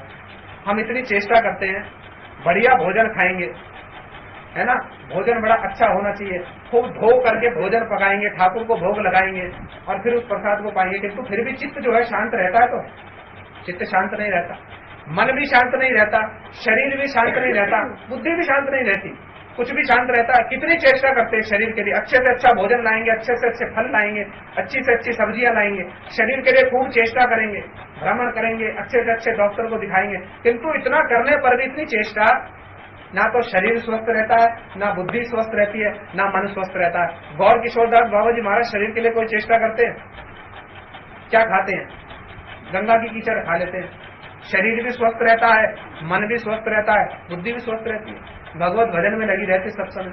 हम इतनी चेष्टा करके भी ना शरीर को भजन में लगा पाते हैं, ना मन को भजन में लगा पाते, ना बुद्धि को भजन में लगा पाते हैं। बलपूर्वक थोड़ा बहुत कर लेते हैं, भाई गुरुजी ने कहा है थोड़ा सा करना चाहिए तो कर लेते। सत्य बात है या नहीं है?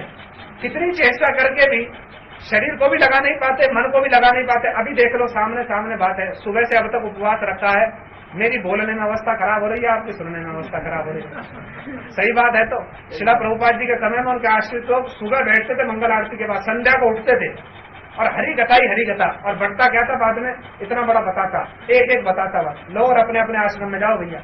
सुबह से शाम तक केवल कथा हो रही है। बोलने वाला इतना आविष्ट है, बोलने से होश नहीं है, सुनने वाले इतने आविष्ट है, उनको सुनने से होश नहीं है। अब इनको शरीर की सुध बुध है, ऐसी गौर किशोरदास बाबा जी महाराज को शरीर की सुध बुध है, शरीर के लिए कोई चेष्टा करते नहीं, किंतु फिर भी शरीर भी स्वस्थ रहता है, मन भी स्वस्थ रहता है, बुद्धि भी स्वस्थ रहती है, होता तो। और हमारा इतनी चेष्टा करके भी कुछ भी स्वस्थ नहीं रहता। क्यों? वो भगवान के प्रति शरणागति नहीं है, वो भगवान के प्रति वो समर्पित आत्मा नहीं है, इसलिए इतनी चेष्टा करने पर भी कुछ होता नहीं। तो इसलिए क्या बतला रहे हैं, ऐसे लोगों के लिए जो सब समय उद्विग्न चित्त रहते हैं, मैं अच्छा समझता हूं कि वो वन में चले जाएं और भगवान हरि के चरणों का आश्रय ले लें। जब हिरण्यकशिपु ने ये बात सुनी, बड़ा क्रोधित हुआ मन मन में, किंतु फिर हंसते हुए कहने लगा, अरे ये छोटा बालक है, छोटे बालकों की बुद्धि जैसा सिखला दो वैसी बुद्धि हो जाती है। फिर दोनों को बुलाया, दोनों गुरुओं को, इधर में आओ, देखो ध्यान रखो, विष्णु का कोई अनुचर जो है छद्म वेश में, गुप्तचर उसका तुम्हारी पाठशाला में आकर मेरे पुत्र को उल्टी सीधी शिक्षा दे रहा है। भगवत भजन, ये विष्णु की भक्ति करने जैसी असार शिक्षा दे रहा है। असुरों का ऐसा ही विचार होता है, भगवान की भक्ति करना आसार है। आजकल सिंह वाले असुर नहीं होते, संसार में जितने देख लो असुर ही असुर है। अभी हमारे गुरुजी का एक प्रबंध जाएगा पत्रिका में, गुरुजी ने बड़ी सुंदर बात कही। गुरुजी कहते हैं पहले के समय में असुर होते थे बड़े बड़े राक्षस, बड़े बड़े दांत होते थे, बड़े बड़े सिंह। आजकल असुर घर में ही बैठे हुए हैं। कोई भगवत भजन करने जाए, यदि पति भगवत भजन करेगा, ये गुरुजी बोल रहे हैं, मैं नहीं बोल रहा, पढ़ लेना पत्रिका में। यदि पति भजन करने जाए, पत्नी बाधा देगी, पत्नी भजन करने जाए